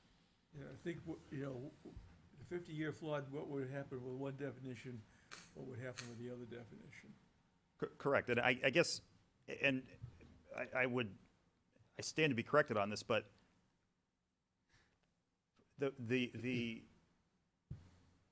again, I'm not an engineer. I want to make that absolutely clear, but this concept in the context of a forebay seems like a little bit of a non sequitur to me, because as Mr. Golan indicated, the purpose of the forebay is not to accumulate water. It is designated to be overtopped. That's its purpose. Mm-hmm. And so, I guess I would be interested in knowing, well, if the forebay is not adequately sized, what happens? I think the discussion about forebay, though, Mike, as Nick said, in the analysis was routed through it. Does that resolve it if that routing of that storage area is removed, or no? It's not just the forebay. You got hung up on the forebay, and again, in the analysis was the routing of the. So were you considering using the forebay as the detention pond? No. Right, So- but the evidence, but again, what was presented, it indicated that it was being used as the detention pond. Correct, and So that if he pulls that out, Then that's what resolved. happens? What happens? That's the question. that resolves that resolve if Like that you would say, resolve Mike, this you're not issue. an engineer, that's the issue. So having the opportunity to have these comments already, I don't think- we did run that. I don't think that's the issue, John. But Okay. what I hear you saying is that resolves your concern about freeboard On if the the routing is changed.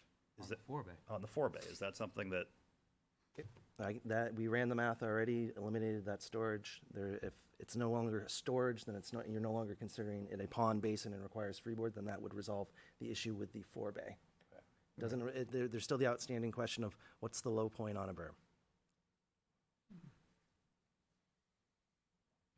And I'm comfortable with that. that's an easier I mean, that, the forebay was mucking it up a little bit, I think. Yep. So, So we're still back to, given that, I think that there's enough there that staff would be able to make a reasonable decision on that Yeah, we go back to without the input from. our definition of it. from the Well, board. yeah, so the problem is that we don't have a definition of it. We don't define freeboard and we don't define embankment, as I understand it. And so that's why we're here. And so my suggestion is that What's a freeboard? What's an embankment? You're looking for definitions. Does the state have definition of those things? Does that mean we just don't have definition of it locally, but the state does? So the state does in a slightly different context. I need to be candid with the board about that. It is in the Dam Bureau administrative rules. The folks at AOT seem to, I interpret their email as indicating that they think that those are equally applicable to this context. But there is that caveat that Yeah, the board isn't should it be aware different? of. But that would be the only definition that we'd have really in statute. It's the only one that I think anybody's aware of, correct? Okay. Yeah. So it would be reasonable to use that as our definition, no? That's where I'm gonna stop, and you probably know what I think, but that's where I'm gonna stop. And that's where. Thanks, again, Mike. That's where, again, people like myself that has nearly 40 years of experience, when we're talking about an embankment, it's kind of second nature to us. What is the embankment? We don't need to have a definition. So, but, well, I think you do if, I think you do. Yeah. Because you have Yeah. two different structures that have a potential to have two different top surfaces. And what's inside of the space determines where the 12 inches is, because if your graded outlet is where you're gonna start measuring, then where do you put that? So if it's a line in the sand, my opinion is, if there's a line in the sand and there's a line in the sand, it doesn't matter how long they talk about it, it's a line in Yeah, the they're sand. not gonna agree. So unfortunately, I think it's us. I would agree. I would agree. And I think to Sean's point, using a definition that we do have, it is a good starting point as to how, how the town moves forward. Yeah. You know? How does the board feel about that? All right, so I'll take a knife in the back. So I think that because we don't have definitions, I would lean towards the state. I agree. But to be honest with you, I don't know why. I'm just kind of throwing darts. But it seems to me, if we don't have a definition, and the state does have a definition that may or may not be applicable, but that's the only definition there is, then that's what, then that, you Yeah. play the cards you dealt, Correct. I guess. I don't know what else to do. well, if you want to look at it that way, Tony, I've been here for 23 years, and we've never had a problem following our regulation. But that's why I asked you earlier, John, was there a causative factor that made you or the town or whatever come to the determination that we needed to measure it from here to here instead of from here to here? I believe it was experience when Janos had rewritten this with the assistance of our third-party consultant, was the years of experience that made them set that criteria. So do we have something written down or not? No, we don't. No, we in essence have nothing other than your experience and Correct. In as the far as town's what experience. a Right, which is, I think if past you, practices for the town. So let's look at it, from a non-legal but legal thought. If we were gonna present, and we had 30 years of experience, but nothing on paper, against the state that has written documentation and a different set of engineers that have different documentation, then who would win? I don't know. I'm not a lawyer. I just play one on TV. But that's one way to look at it. So there's another factor in this. So you said that that bottom part was newer engineering style to use this. When would you say that started coming about? I remember when I was designing basins on the South Shore, we used a lot more of your traditional detention basin. They were lined. So that would have been 15, 20 years ago. Okay. Now, is there still appropriate applications for those? Yes. And you've seen some in town as well where basins need to be lined or under-drained because of estimated seasonal high groundwater, potential dirty dirt. They still have a purpose. It's just with what you folks see more readily than not, it's infiltration systems, it's filtration systems, or it's bioretention areas, all of which are relying on a soil matrix to infiltrate stormwater versus just detain it for a little while and then eventually it discharges. Instead, we're using Mother Nature. We're using those natural soils or those enhanced soils for treatment practices. And that's in consultation with UNH Stormwater Center, which essentially the Alteration of Terrain Department is kind of baptized as the appropriate group to make reference to these rules and regulations. The proof in the pudding, if you will. And so my follow-up question, it's not a judgment for or against this, but to John, when would you say our Londonderry regulation came about as far as the height? 2000, yeah, 2000. Okay, so just wanted to try to get the timeline and just to see if one came before the other. I think what you're saying is what's being presented is a newer technology Yeah. than what is currently regulated through the town of Londonderry. Well, it seems almost the same, like you said about 2001, that seems almost the same time. So just wanted to check on that to see if there's one significant difference to help. Yeah. Because, I mean, we're dealing with a dearth of information here, so. Yeah. Yep. Concern also, Sean, is again, you know, the storms that we're seeing are kind of a little abnormal nowadays. And again, when we talk about infiltration, it doesn't infiltrate in January. We have those rainstorms, and again, the climate is, I don't want to get into it, but it's different. Oh, God, still sorry. Getting a 50-year storm every couple of years now. I go back to what is the impact on this if you were to go by what the engineer is asking for? What is the impact to what you're doing? It's a very valid question. You end up with a lot larger of a detention basin than is necessary, or a lot larger infiltration basin than is necessary to service the storm events that have been defined. One thing we always like to see in these types of stormwater management designs is a spillway. It gives a defined route for stormwater to exit along a stabilized path during a Mother's Day flood, during a storm that exceeds 100. Hold on one sec. On a larger detention basin, right? Can you pull it up, Mike, on the plans? Where does the impact of the property? Obviously, you can't make the building smaller, you can't make the parking lot smaller. If you make the detention basin bigger to meet what is being asked, what is the impact to the surrounding area? Is there a wetland impact? Is there a buffer impact? You know, obviously there's more greenery that would need to be cut back in terms of your tree line, something like that, no? So I think the important clarification is, as currently designed, we meet the definition that the town is currently following. We felt that was the most appropriate strategy to see this project move forward expeditiously, as time is really of the essence for the project to be able to move forward. What definition do you mean? The low point on the embankment, as Mr. Trottier expressed, being a spillway.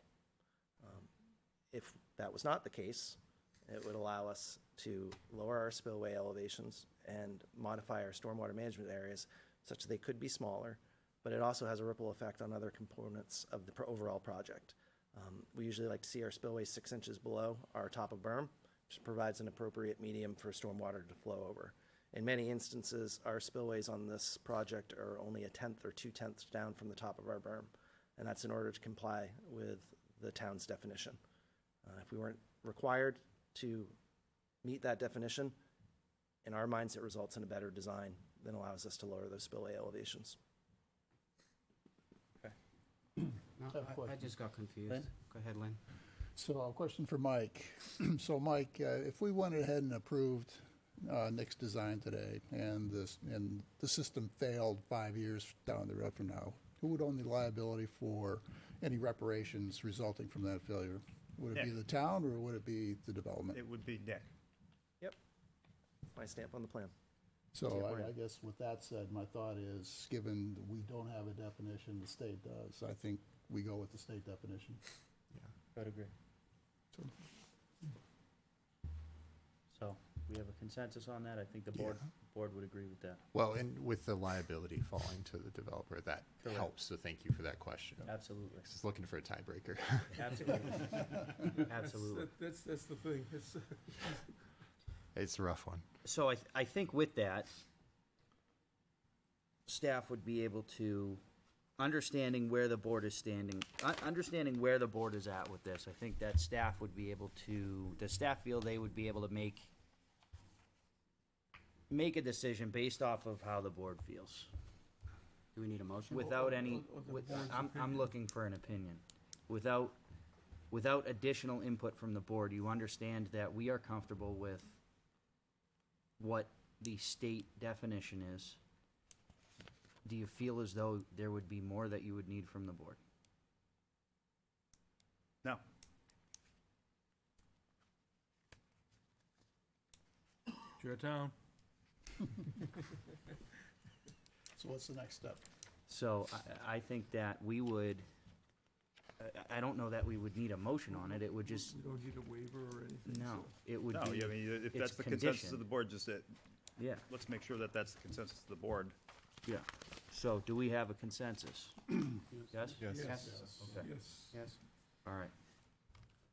Moving on from this stormwater debacle here. Mr. Chair, I'd offer that in our last meeting with the Conservation Commission, we did state that we wanted to discuss with you the location of the buffer placards.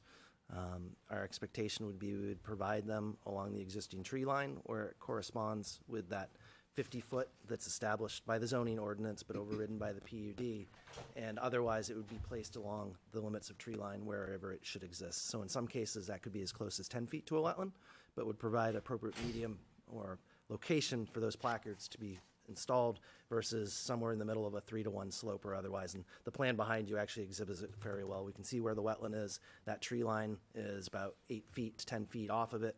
We would place those placards along that tree line versus trying to endeavor to install them on that slope that leads up to the paved area. I think it would make sense, what you're saying. I'm thinking of it just from a maintenance standpoint of now you're trying to mow around or do whatever you do with these slopes to maintain them. Now you've got a sign in the middle of them, I don't think is beneficial to anybody. Mr. Chair, can we ask Marge to weigh in? Absolutely. She's right here. Or On the unless- spot, unless she Marge, doesn't come want- on up. Unless she doesn't want to, but. Well, the question, you all had an opinion, and I think it's a little bit different than what's usually done. Is that what I'm Well- understanding? This, to me, is a disaster. This is impacting a forested wetland, which by the mere fact of cutting down the trees is catastrophically going to impact the wetland. Even though they're not touching the water, they are creating a ecosystem failure, because by cutting down the trees around this wetland, you're introducing sunshine into an environment that's not capable of withstanding sun. It thrives in the shade. It survives in the shade. And they're opening up a huge area. And how this was ever allowed in the first place, back in the modifications, these 5-foot buffers were supposed to be, to accommodate retaining walls, not water treatment systems. How about the signs? The signs should be 50 feet from the buffer, or 50 feet from the wet. They shouldn't be, So 50 feet The signs farther are away from the technically- buffer? Signs They- are technically the edge of the buffer, correct? correct. And they shouldn't be in the buffer. Okay, At the edge. thank you. The edge of the buffer? Why are you asking for relief from that? Actually, there is no waiver request. It's consistent with the PUD. It's a comment, Yeah. here. He's asking what the board would like to see. Do we want to see it at the buffer, so 50 feet away from the wetland? Or do we want to see it in a location that is, convenience the wrong word, but could be anywhere from 5 feet to 50 feet from the wetland? Mr. Chair. Yes, ma'am. I'm just curious, with that, what Marge was just talking about, has the applicant considered some wetland planting or buffer, not wetland, but buffer planting along the embankment to mitigate some of the loss of vegetation, or? What we see in this area is it's more of a high canopy forest. The existing vegetation below it is almost entirely absent. I know we had the opportunity to walk the site. It was one of the reasons when we looked at the wetlands permit for that 950 square feet that's since been approved. It was the lack of diversity of vegetation. We can use an alternative seed mix on that slope. I think that would be a good opportunity. We could use one of the pollinator blends that provides a little bit more substantive growth, actually helps a little bit from a maintenance standpoint as well. But if we're allowed to at least put those buffers at the limits of the tree line, and if we need them on a stake, so be it. We usually try and find the nearest tree and then space them appropriately. But that would certainly be a consideration that we would entertain, and just using an alternate seed mix. It's going to have a little bit more girth to it. You know, the idea isn't necessarily goes from a paved area to a manicured lawn. Providing some variation there, I think, would be a good opportunity. So, I need to understand the sign thing. I apologize, I'm not that familiar with it. So we put a sign 50 feet away from where the wetland starts? Correct. And what does the sign say? Wetlands in 50 feet? What is it? It's to guard against somebody maintaining it, which is what often happens is it runs through the back of somebody's backyard, and they think it's their yard, or they would like it to be their yard, and they start mowing it. So it's a buffer for the wetland, a 50-foot buffer for the wetland. Correct. It's actually shown on sheet D02, if we'd like Just, to see it. From a maintenance standpoint, John, if the marker is in, this is so nothing gets maintained beyond it, don't they have a requirement to maintain the area as part of their, what is it, MS4 permit or Stormwater permit. SWIP permit, whichever one of the, so they have a requirement to maintain it. These signs would say, don't maintain it. I'm not exactly sure where they're talking, where the discussion is placing these signs, to be honest with you, Jake. I get that, but what I'm saying is they have a requirement and an obligation to maintain, we'll call them swales for lack of a better term. Some of these, which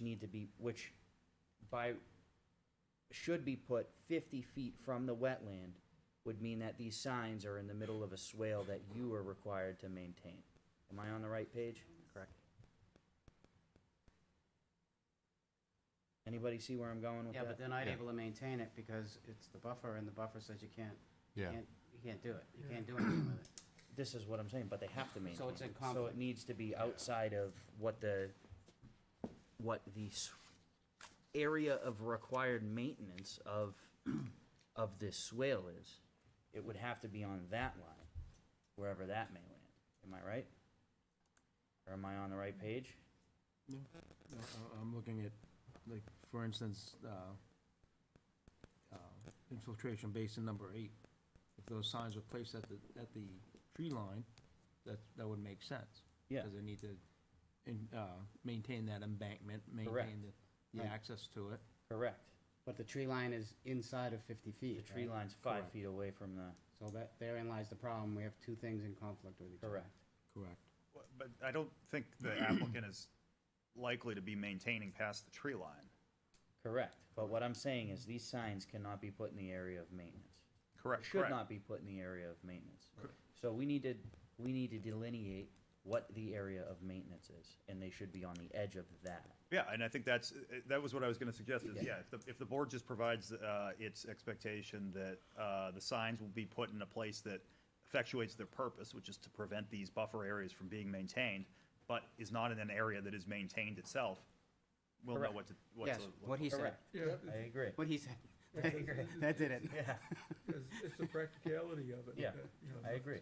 You know, if there's no swale, put it at 50 feet. Yeah. But when you're inside of that required maintenance area, you gotta put it where it's reasonable. I think it's fine. Would agree? Everybody? Yeah. Anything from the board? So Nick, couple questions for you. Yes, sir. Page 49, there is a turning radius of a tractor trailer. Mhm. Did we have any turning radiuses or practices of what is required by our fire department, and what does that look like? We do. So if we return to sheet, I believe it was T01. Is that inside of this? Yes, sir. Okay. Should be right before the details.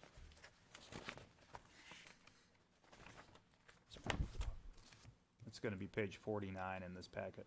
That's what I'm on, is page 49, and what I'm seeing is not, Oh, I'm sorry, Mr. Chair, that's right. what I'm seeing is not the dimensional requirements of the fire department. I just see a tractor trailer, which isn't necessarily the direct dimensional requirements of the fire department. That's my concern. I'm wondering if that's an outdated plan. The plan that we've submitted, oh, it's the label. I see it. If you look to the right, it shows the Londonderry fire truck. Hold on, let me zoom out here. So there should be two. So we So zoom on into the that. right-hand side, So yep. we've done full evaluations for turning movements for the fire department. There are no conflicts. The additional block that's below that is for a 30-foot box truck, which is the lower set screen on this plan. It was a request of the design review comments to make sure we show how a loading vehicle would be Deliveries and able to, deliveries. be able to get in and out of the facility. My apologies for the conflict, but yes, this accommodates all turning movements for the Londonderry fire truck. So that one right there is just for that. I guess I would want to see clarification on the plan, because I understand that you have that on the right-hand side of the paper, but when I'm looking at the plan, I'm seeing a turning radius for a tractor trailer, so I so- would want that cleaned up. Yes, sir, we can do so. The, Do they have do they have a way to superimpose the fire department's template onto plans like this? Yeah, that's what we do. So if we scroll up just a little bit, we'll see another turning movement plan that's above this. This is intended to be the fire truck, but what it actually shows is a WB-67, which is a much larger vehicle. So by that token, all those turns can be moved, but what I think the request is, we need to update the plan to make sure it shows the fire truck. So it was just a conflict in the line work that's shown, and that is easily correctable. All those turning movements have been done. is, one other question with that is, these lines, is that tire tracking, or is that bumper to bumper? That is tire tracking. That is tire tracking. So I would want to see in the updated plan that, because to me, this looks like if they're trying to turn, again, this is not the way I'm reading this is that it's not the right piece of apparatus to be doing this. Well, I understand you have it in the plan, it's not on the road. And what I'm seeing is a turning radius that, if this is the tire turning radius, you're gonna have 2 or 3 feet in front of that. You're gonna be taking out whatever this little fence is, or what have you, going into the daycare area. So I would wanna see that would, is updated as a condition, and that if there is an area where your turning radius, where your tires are gonna work, but they're gonna be, I don't mind going over curbs or anything like that, but what is that right there? Is that a curb or a fence going into the daycare area? So, right here, go down a little bit, Mike. What's this right here? Is that a curb or is that? Yeah, that's just curb. Okay. But no, point understood, and there are toggles that you can add to make So sure you let's- show those elements. Let's make sure that's reflecting the correct apparatus on it. I want to go back to something Lynn had discussed. I think it's reasonable to ask for some sort of traffic calming measure at that, that crosswalk going along the road. I think a speed table is certainly warranted. You got to figure there will be children walking across that, whether somebody likes it or not. If daycare's busy and mom and dad want to park across the street, then the kids are going to walk across this main road. I understand that it's a 15-mile-an-hour area, but I think that it's reasonably, it's a reasonable request to put a speed table at that crosswalk. Okay. Can we have permission to work with staff to provide an appropriate calming measure there? Another opportunity is using pigmented concrete or stamped concrete. It's something that's a visual deterrent that gets people to slow down, but doesn't run the same risks necessarily of what we deal with during the winter. Those speed tables unfortunately get damaged quite They get readily. beat up. That's fair. All right. As long as there is a legitimate traffic calming measure there, I'm comfortable with it. Understood. I think the board has a little bit more to talk about with the bus stop. Mike, if you could pull up the two bus stop images, I think there's a little discrepancies between what maybe the board thinks is what they'd like to see. As one person, I think the one on the left looks much nicer than the one on the right. However, also as somebody who has a 2-year-old child, he would be crawling all over that rock wall thing that's 5 feet off of the roadway. So I love the structure. I do not like the stone wall, if you want to call it that. I don't think that's necessary, and I think that could be a possible distraction for younger children very close to a roadway. Attractive nuisance, Mr. Chair. Correct. Thank you. You're welcome. Legal Yeah, term. that's why we have him. Yeah. Counselor DeFrancesco. Yeah, exactly. I understand that the town does not like it in the right of way. I also understand that, to me, it should be in the right of way because it's a bus stop, and when the bus stops, you should be right next to it to get in. This is the 15-mile-an-hour speed limit, so it's. Correct. You don't have a lot of traffic. Well, it Well, won't this be- is it won't be technically on on a Akira. this is technically on Akira. Akira Yeah. is a town road. Yeah. Okay, Yeah, that makes a difference. With that said, it would certainly, in my opinion, need to make sure that there is not a sight distance issue if this is inside of the town right away, that there needs to not be a sight distance issue. Which is another reason why you shouldn't do sides. Correct. Put Then sides you're on it, adding just another a- 3 feet of, Right, exactly. the impervious area of this bus stop. There's discussion, proposed sidewalk bus stop to be constructed, does not include this area or address the additional impervious area with the town's roadway. To me, this is a hugely minimal impact, so I don't necessarily know that. How big is it? I would ask that you guys don't get into the minutia like that. Yeah. Please. Fair. Save it for the Fair. engineering. That's fair. From an aesthetic standpoint, I think they're looking for a consensus from the board. I would say the left one without the stone wall. My concern with the left one is that, without sidewalls, I'm thinking about sitting out there in February, The a wind. cold winter day, and there's no weather block. But let's be clear, on probably 100 streets, 100 different stops that the bus is gonna make, there's nothing. There's no shelter. The kid's just standing at the end of the street, or in Londonderry, sitting in one of the 40 cars that are lined up on the street where the bus stop is. Some of the bus drivers toot, and you see all the doors open up, and the kids go running out to get into the bus. So, But there's a kid at every driveway on the street. well, for the elementary, yeah, the elementary stop at every house. Middle school and high school does not. It's at cross streets, Main Street and whatever, depending on how many kids there are. Some of them have quite a walk. You know, some of them up to half a mile. But yeah. Yeah, there you go. If I may, Mr. Chair, just, I mean, not to be disagreeable, but respectfully to what was just stated, you know, if the board has a concern about whether to move forward tonight with conditional approval, and wishes to discuss one of the comments that the engineering department made regarding the impervious surface that's being added here, I encourage the board to have that discussion and to solicit the applicant's response to that. Anyone want to have a discussion on it? I mean, the one on the left is a pergola, so there's hardly any roof shed. That is one of the outstanding comments. Yeah, that was what I was trying to get at. Correct. And I think the reason it was made is because we want to ensure that there is not an increase in runoff. And I believe that Mr. Golan can address that.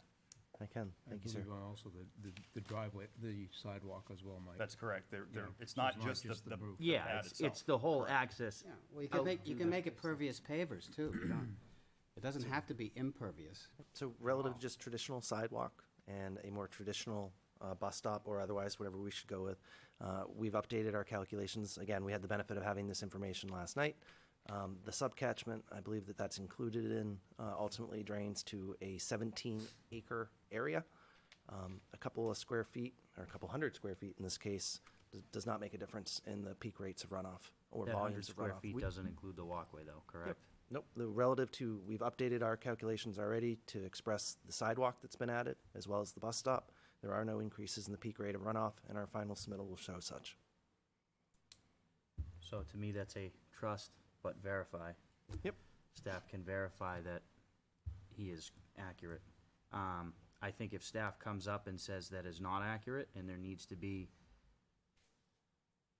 some sort of additional work to make the detention pond bigger or what have you, I would say remove the bus stop.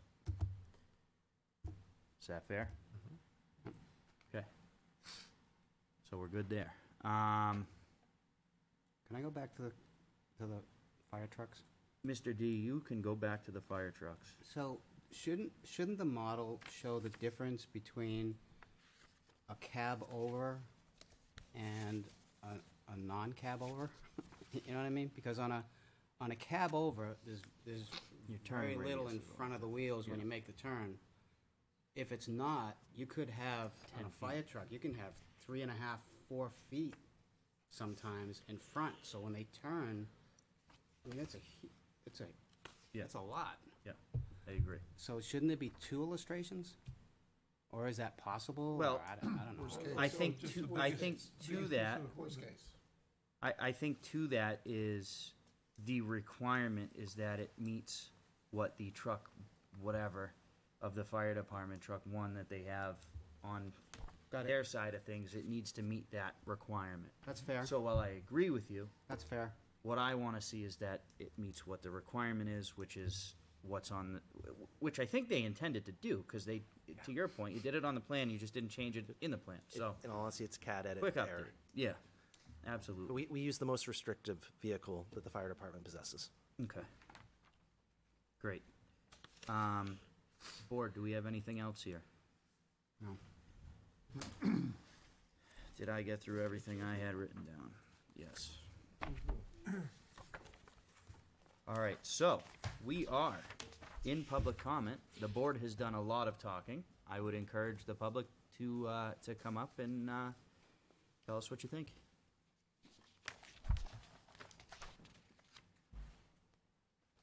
Good evening, sir. Good evening. My name's Dave Robbins, live at 532 Mammoth Road. here in town. And I wasn't able to attend the August meeting for the site plan approval, but I did get to watch it twice. And I got to tell you, I was kind of stunned to see that stormwater was still an issue.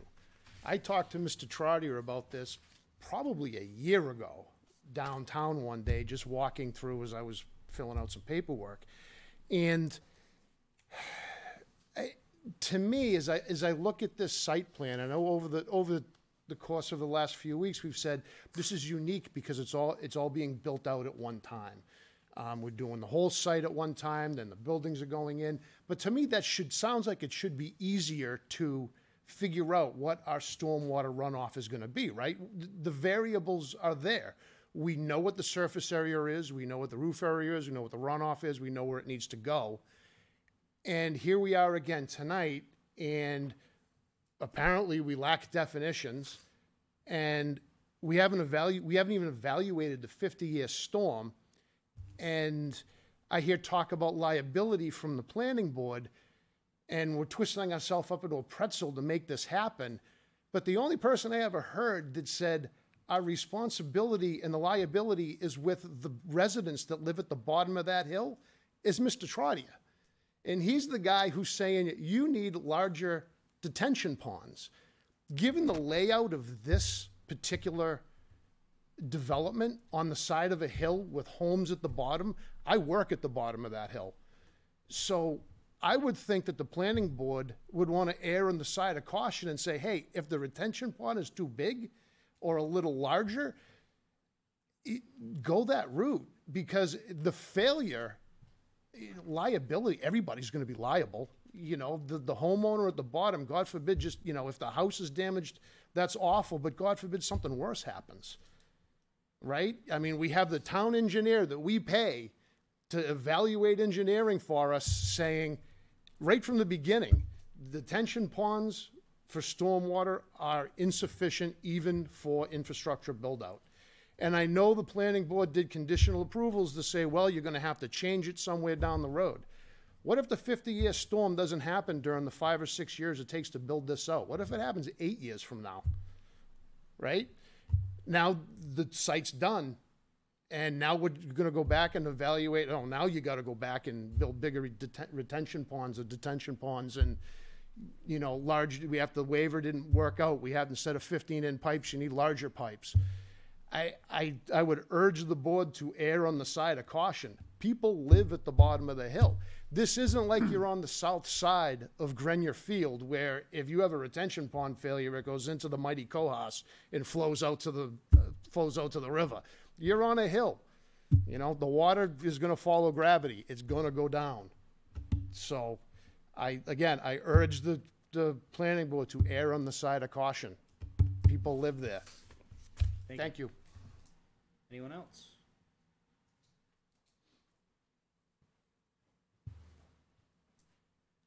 Seeing none, I will close public comment. All right. Our board here, how would we like to proceed? Please, not all at once. What are our choices? So we would make a motion for a conditional approval based off of what we've discussed tonight. The other one would be a continuance to, we've given a consensus to staff as to what our expectation is. We would have a continuance to allow staff to have the time to verify based off of our expectation. And then obviously the third would be to deny it. So the problem with the second one is we if we give staff more time, they each have a line in the sand already. So extra time isn't necessarily going to do anything, right? So that goes to where we have given them a little bit of direction in terms of the definitions. Right. That now gives them the ability to review this based off of what we've recommended. Now, they're going to do that irregardless, but what I'm asking is, would the board like to hear back from town staff once they've reviewed it based off of the information we've given them? Or would the board like to say, we've given you our input, we've given you the information that we're asking you to review it on, and if it meets that, then it's conditionally approved? I'm comfortable with that. Mr. Chair, not to prolong this discussion, if I may. No. I think there's one more issue that, where there may be an impasse, I think, which is the adequacy of these 12-foot access roads. That's something where it was flagged as a comment by engineering. I believe the applicant certainly thinks that the access roads are sufficient the way that they're currently configured based on their position that there is the access that's required in order to clean out those structures. You're talking the 12-foot access road on top of the drainage. Exactly. Yeah. Yeah. And that was flagged as a comment that there was not an access road leading to this basin. And it was also flagged that there is not an access road leading to this basin. Again, I don't want to speak for him, but I think Mr. Golan has a response to that. I don't think that engineering's position on that is going to change, but I'm Yeah, they certainly need to open to have being access. corrected on that. We Nick? just discussed that with Southern New Hampshire. Correct, they need to have Plumbing and heating. access. They need to have the access, the ordinance. Nick? I think the clarification is, Mr. Trotter, for the basin number 7, which is directly behind you. I believe what you're looking for us to do is extend that maintenance road to the outlet structure. So we'll clear just a little bit more trees, but it would provide us the opportunity to wrap that to the bottom of the slope. Is that a fair assessment? Okay, so relative to It detention. appears it needs to be done. Okay, so relative to stormwater basin number 7, that can be addressed. Relative to the stormwater basin number 6, it sits directly adjacent to the access road. Our expectation is that it would be accessed from the driveway. There wouldn't be a secondary maintenance road in that you already have access from the road. It's 28. Detail of stormwater basin 6, Mike? The next sheet should show it a little bit better. A little bit, just a little bit further south. A little further south. Right there. So that basin was actually constructed as under the infrastructure phase. There is a maintenance area that is shown there presently. Where is that? In the grayscale, can I lead you? Or Yeah, of course. can I show them those? All right, so that maintenance area is currently defined as this area right here. This would be the maintenance access route. It still exists. We're tying in the steeper slope up gradient of it. I would ask if putting in a curb break here, similar to what we've done on the other side, would remedy that issue also. So you would have 12-foot access there. So there's a 12-foot access right here that leads to the outlet structure, which would then provide access to FES 11. Admittedly, it's in a screen layer, so it may have been more difficult to read, but that access does still exist. This could be modified to provide a curb break similar to what we've done on this side, so it's more readily accessible. I hadn't thought to do that earlier, right? But that might be a reasonable solution to provide that access. Then you'd also have the fallback position of, you also have access from right here. So really you'd have access 1 and then access 2.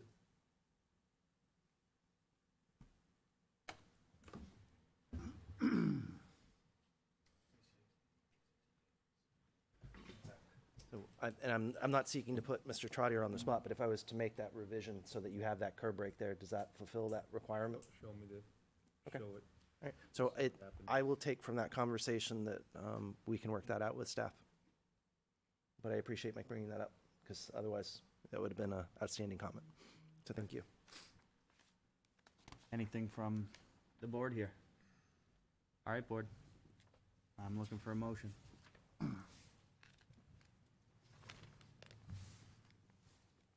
Again, please, not everybody at once.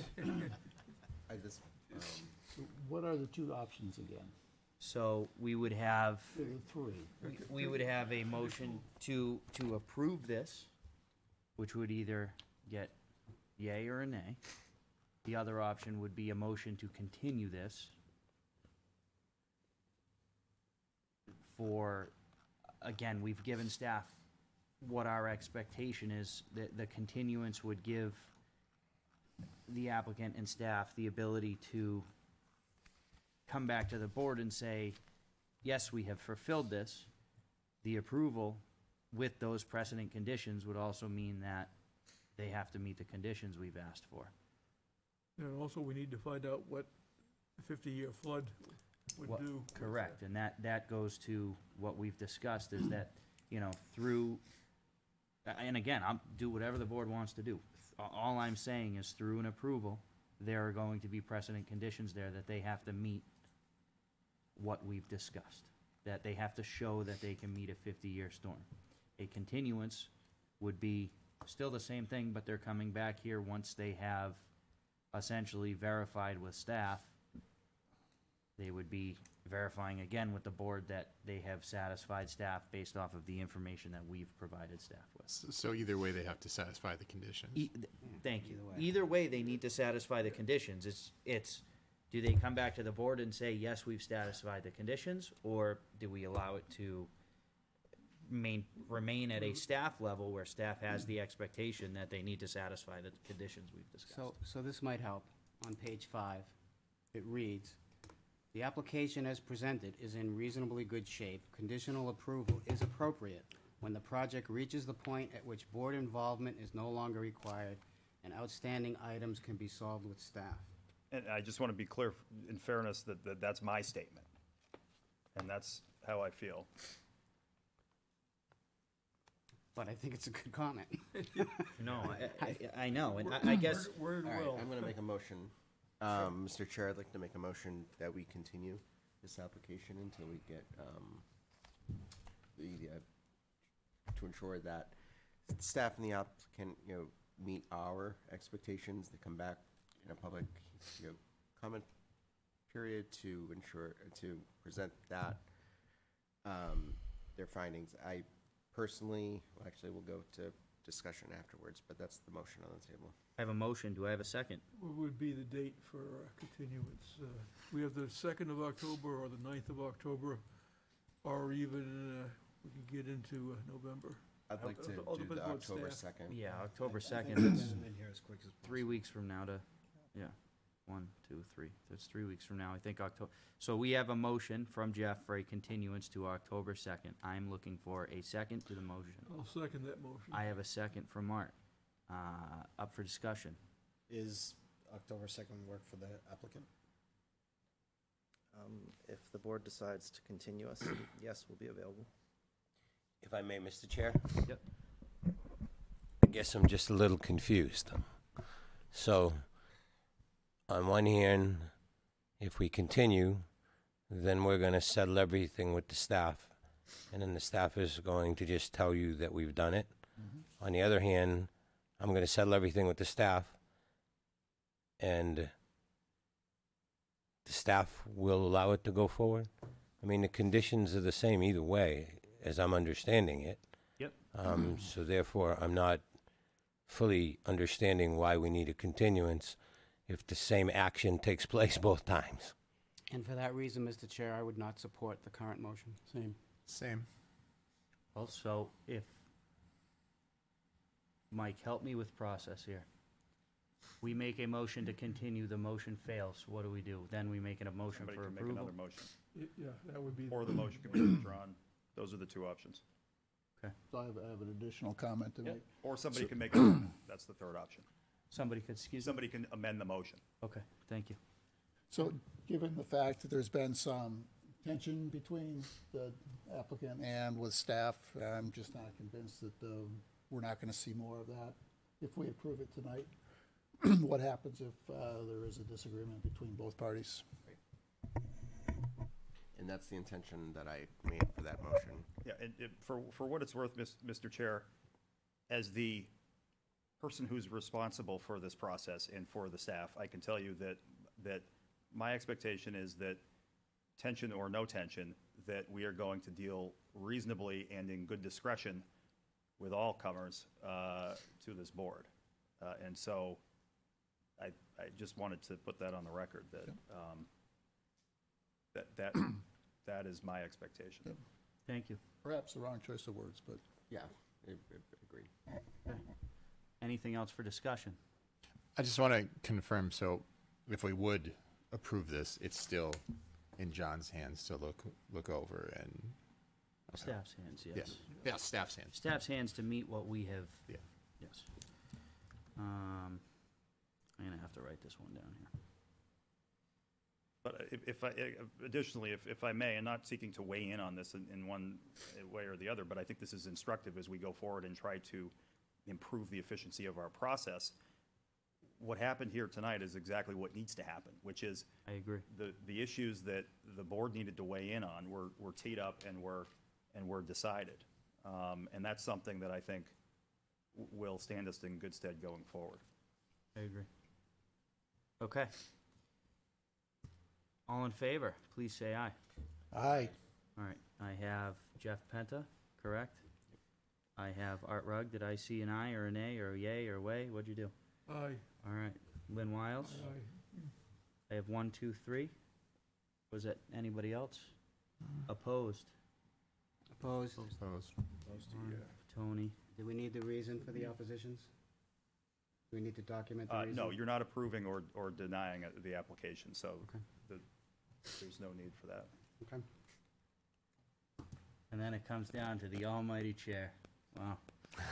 I'm gonna vote in opposition to the motion. So that puts us at Motion's defeated. 5 to 3. 3-0. Motion is, yep, defeated.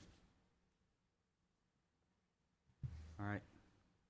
Now I'm looking for another motion. Okay, Mr. Chair, I will make a motion to grant conditional approval of a site plan for 15,200 square foot retail building, a 9,400 square foot child care building, and associated site improvements. Zone Industrial 1, Industrial 2, and Village on Technology Hill PUD. Londonderry Holdings LLC is the owner and the applicant. Tax map 28, lots 31-6, 29-2, and map 17, lots 2, 5-3, 5-4, 5-5, dated August 22nd, 2024, with precedent conditions to be fulfilled within 120 days of approval and prior to plan signature, and general and subsequent conditions of approval to be filled as noted in the engineering memo. I have a motion. Do I have a second? Second. I have a second from Jason. All in favor, please say aye.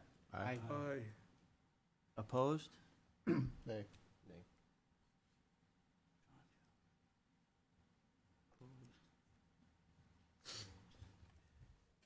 And the chair votes in the affirmative. The motion has passed 1, 2, 3, 4, 5, 6 to 2 to 0. So this site plan has been conditionally approved, given the conditions we have spoken about tonight, and that everything needs to be verified based off of what we've given to town staff. Everything we've asked for needs to be verified before you have a signed plan. Understood. Thank you. Thank you very much for your time. Thank you. Thank you. We'll see you in the next round. All right. I need a 2-minute break, Mr. Chair. Yeah, do we want to take a quick break? Let's take a 5-minute break. Thank you. Thank you. Not louder, thank you. Hey, Nick,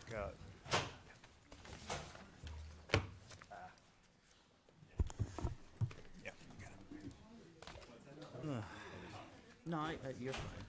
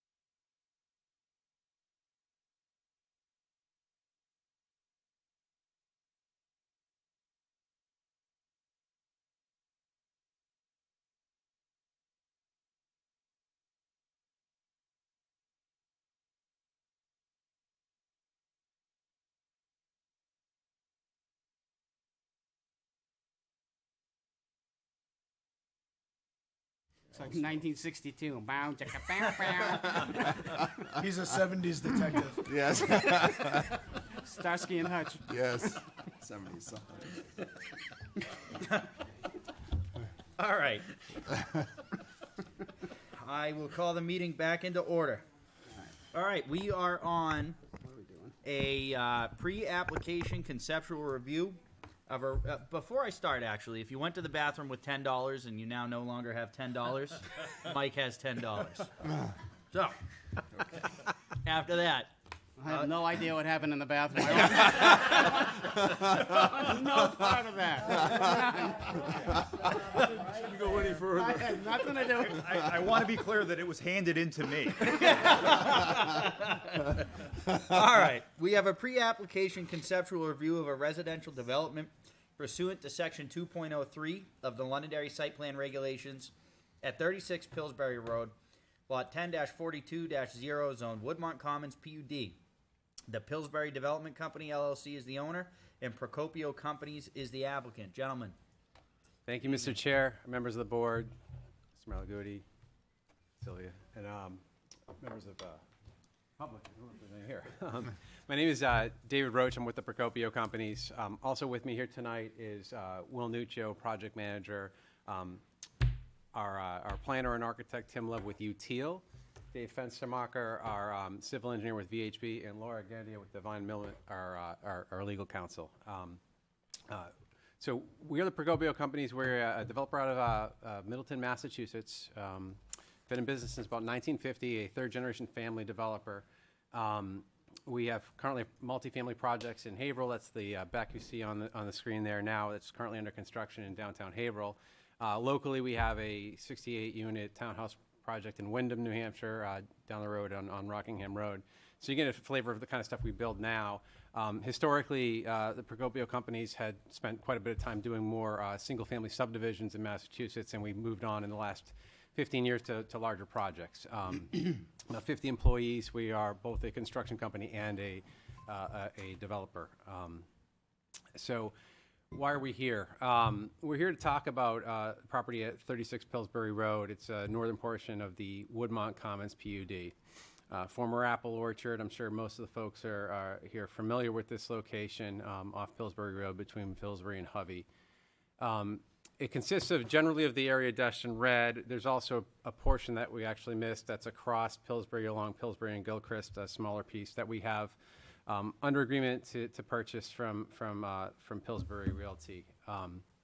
It is subject to several portions of the PUD zone, the Woodmont Commons PUD, as you see here. It set forth a vision for the property. It's developed, I believe, about 11 years ago. And this has actually, I think, 6 or 7 sub-areas. It's very specific. It's primarily residential with some commercial sprinkled in was the vision. What you see on the left is the sub-areas, the general framework of the property and what was intended there.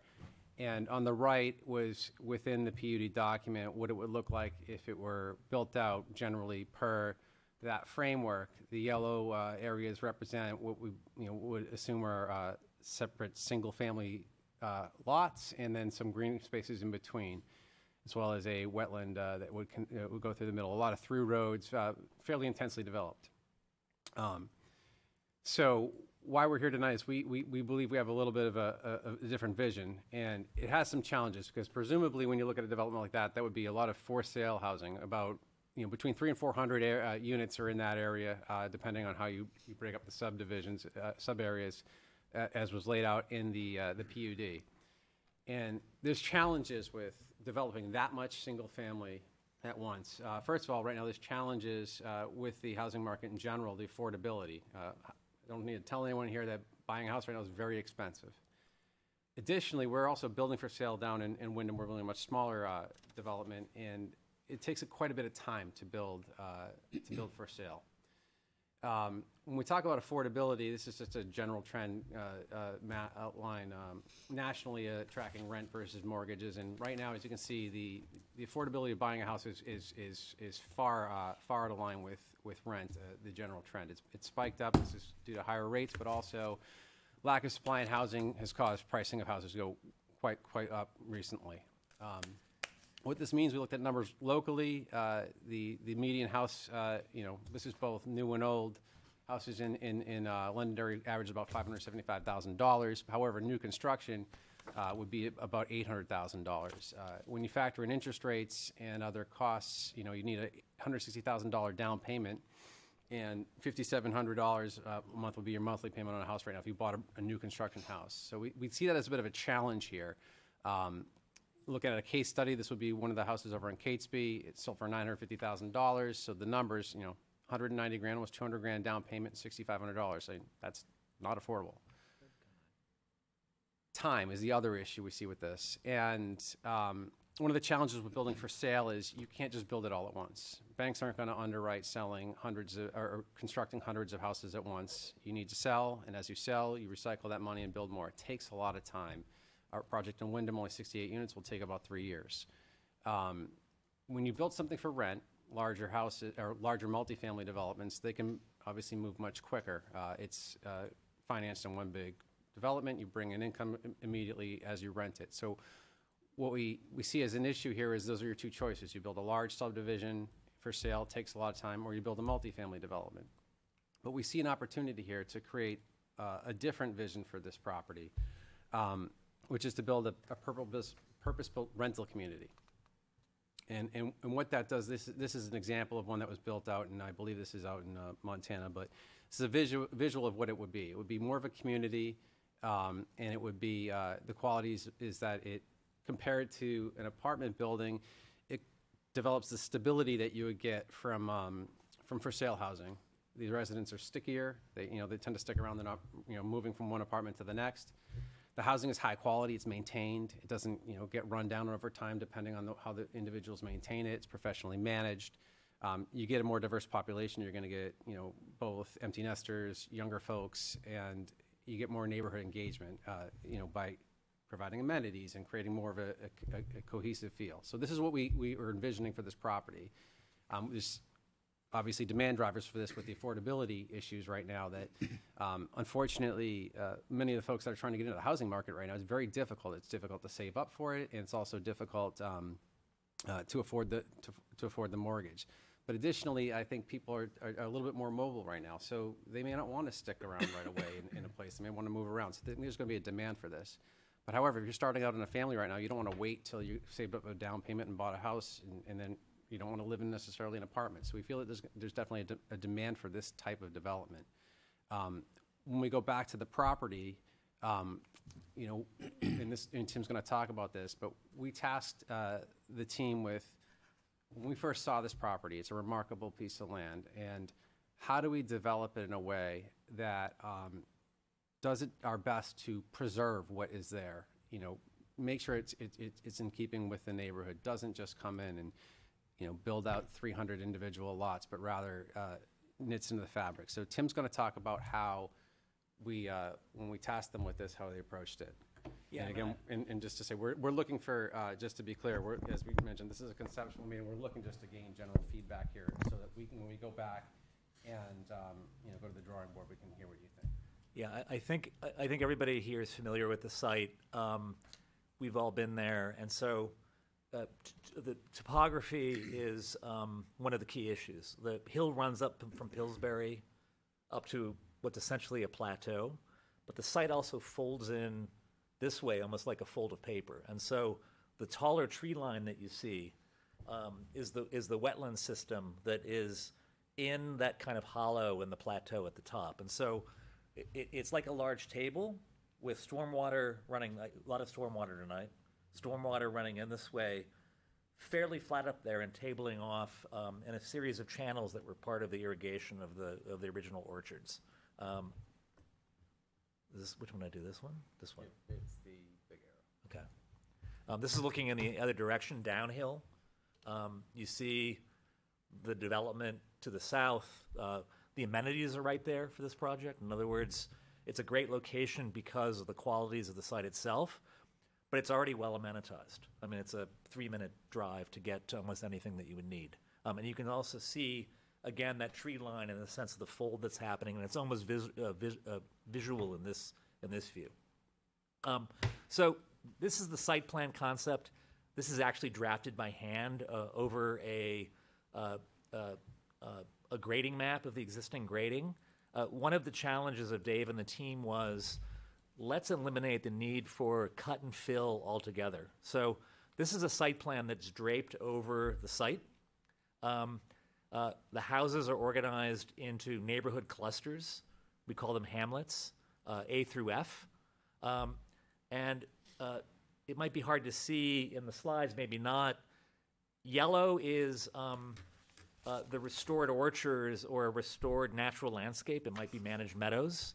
And the darker green are actually the lawns and the more kind of cultured landscapes that happen in the middle of the hamlets themselves. And so the general idea is that unlike the subdivision plan that was shown as the visualization of the PUD, much more of the site is preserved and much more open space is preserved. And the site plan actually is conducive to a passive stormwater system because each of those green lawn areas that are in the hamlets tilt very subtly toward the middle. And in the middle, there's a natural landscape that runs in that seam up the site to passively receive that water. And then the way the site circulation works is there's a loop road. You see the two red arrows at the bottom. The loop road runs up all the way through and back down again. The houses are accessed from ladder roads off of that. And then that center loop, which is orange color and not the white road, is a combination accessible, really a fire road for emergency vehicles to get out of the hamlets and circle back and around and get out, so you don't need big cul-de-sacs.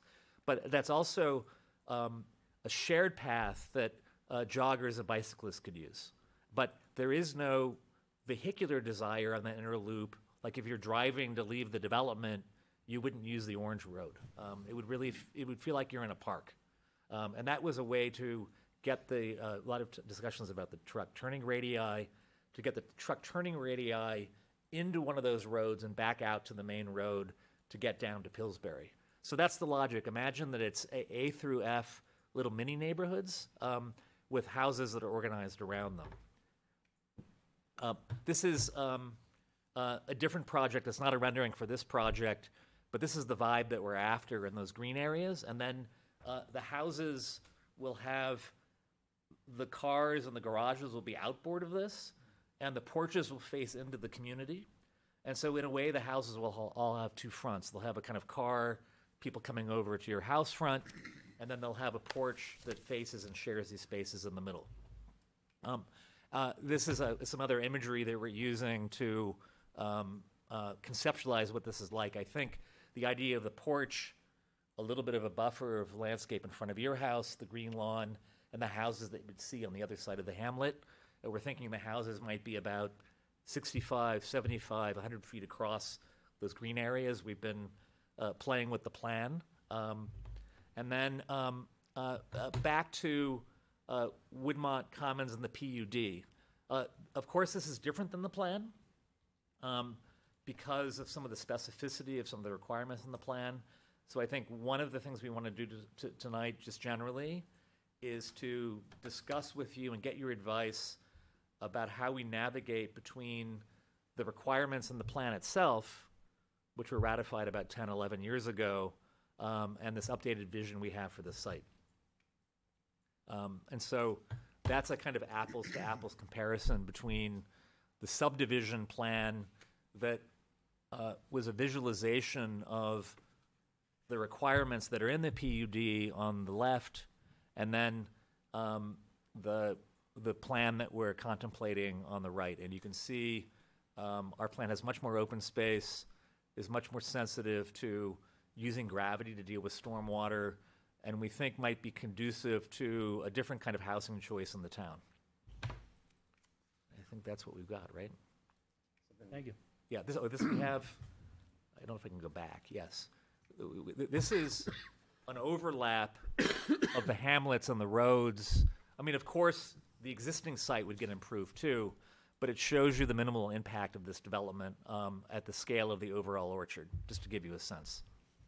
So I'd just say a few other features of this that we, would like to see, or envisioning here that obviously aren't articulated at this level of concept is that, the roadways are gonna we'd hope to make them feel more natural, not have the large 50-foot right-of-way with hard curbs, 2 sidewalks, street trees, and have them more blending in, have pedestrians and bicyclists be channeled by walkways from these hamlets to that center loop and have that really be the primary bicycle pedestrian route, have it be a multi-use wider path so that we are encouraging a more active use of that open space and not putting people onto the side of the vehicular roads. One other thing that was on my mind that I lost it, but that was one of the main focuses is that center loop. We feel it's going to be a feature. And providing points of public access from the perimeter for people from the adjacent neighborhoods where is from Hovey Road or other to access that. Additionally, having driven the site, we see that there's just an opportunity to create something that really fits in with the neighborhood. When you come down Hovey Road, I was just taken, back by when you drive down, you see that mowed grass and those trees. It feels very different from what that PUD proposal proposes, and we don't necessarily think that things like that would need to change here. We actually think that preserving that feel would be good and be in keeping with this proposal. Yeah, and I think we're inspired by the collections of houses in older parts of New Hampshire towns. In a way, you can think about it, A through F are kind of villages in a way, with the landscape in between. So it's a lighter footprint scheme, and we're hoping with your conceptual interest in this approach to dive into the engineering and some more detailed study. Thank you. Start with staff. Any comments?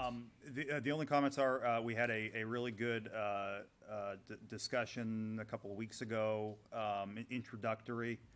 I think that we provided a lot of feedback. I think that Sylvia was involved, John as well, and I'm enthused. I'm excited. I think that I'm looking forward to working more with the applicants, and am interested to see if the board is as enthusiastic about this project as I am. John? Mr. Chair? Hold on one sec. John? Sylvia? Very enthusiastic, just like Mike said. As far as putting on my Southern New Hampshire Planning Commission regional hat, this checks a serious box as far as rentals. You just don't see that. Rental housing is in such a short supply. So, I could see Londonderry bringing some young people, but also this is going to be age-friendly. We talked about that, so that it doesn't matter whether you're, a young people coming out of school or you're an older person wanting to downsize. This is the perfect thing. So that's really encouraging. I did have some fun at the end of our call, pretending I was naming these streets as well. And so because it's all apples, instead of a loop road, it's Apple Core Road. And then, of course, there's Macintosh Way and Cortland Court, and, it was just way too much I think fun. we already have a Cortland and a Macintosh. Darn it. You're about 40 years too late. How about Johnny Appleseed Way? There we go. Yep. Is it Apple Blossom? All right, well, Apple Core Road. Where's Sylvia Court? Well, Don't forget that. Apple of. We got a Brayburn, too. Sorry, guys. Anyway, it's great, it's refreshing. Look forward to working with the group. Thank you. Board, any input? Yeah, I think this is a great idea, just the whole concept of it, of housing. But in the PUD, Woodmont PUD master plan, it was looking, for these residential areas to be like, a village within a village type of thing. And some of it, there's some light commercial had been planned more as a service thing for people there, like a 7-Eleven type store, or even a sub shop. We weren't too crazy about gasoline stations there. There's plenty on 102 nearby. But, it's kind of making another nexus to get people, in community. And I think we used to look at, age 55 and older housing, which we don't do anymore. I mean, that part of our ordinance is gone now, but is the age-friendly in a mixture of ages where I think people thrive better. But it's, at least what I see conceptually, it's good. As we get into some of the more of the details, like traffic is a problem, how many school kids it's going to generate, what's the school system reaction to it all. I'm sure young couples starting out, there's no problem with kids. Older people, you don't have to worry about kids there other than the grandkids visiting. But yes, it's good. It's just, I think, a neat idea and probably good use of the property. Yeah, it's probably, just to flesh this out a little bit, we're going to have houses of all sizes, from 2 bedrooms to 3 bedrooms. All of the 3 bedrooms will have garages. The 2 bedrooms, some with and without garages. And the idea is that architecturally, the houses are going to have more vernacular materials, board and batten, cedar-looking shake finishes, or white clapboard. And so we're really after a kind of New England vernacular, so it might look like it was always here. So it's materials that weather well, and we're really interested in the roofscape of these hamlets also having a kind of village feel. So we're already working on the prototypes enough that we're providing some data to Procopio about unit mix and those kinds of things too. So the architecture of the houses and their variety, so it's not cookie cutter looking, is part of the strategy. The lack of density is impressive. Yeah, I agree. It really is. The lack of density is off the hook. We will have to ask the Heritage Commission if we need a bus stop, though. Jason. I love this. I absolutely love it. I think this is the type of housing that is missing in this area, both in terms of housing, rental housing, and the village feel to it. I do think that it's going to get a lot less kickback in the town than the original plan of just house. I would recommend, if you could, like, connect to some of those roads like you had mentioned, simply because, I think about the developments down south where you've got one road in, right. 500 houses back there, and then one road out, Yeah. kind of thing, and trying to avoid that and making it more part of the town than just a development. Yeah, in the I middle think of we'll the need your help with that politically, because, Well, there are some Your rights neighbors aren't going away. to want these houses going onto their road. yeah, they're not going to want houses going on the road, but it's better for everybody if there's connections, and at least bike ped connections to get to our kind of open space loop, right? So I think we'd start with that. Oftentimes, when I do projects like this, they don't even want that because they're afraid of new people coming to their neighborhood or something. But I think that some connectivity will make this seem more embedded in Londonderry and more, after 10 years like it was always here. That's our goal a little bit, not to have it seem like a project. Speak to Tim's point, as the proponent, like our vision would be that it's primarily going to be accessed by Pillsbury Road, and we do not want to create the externalities for vehicular traffic. But we want to make sure this doesn't feel like a private community that the public can't walk into. It's very inviting, obviously, along the front right now. It's you'd feel like you could be able to walk in there and go pick an apple, and we want to continue to maintain that feel, but also allow the residents to the north to feel like, because this is going to have a nice feature to it in the middle with this walking trail.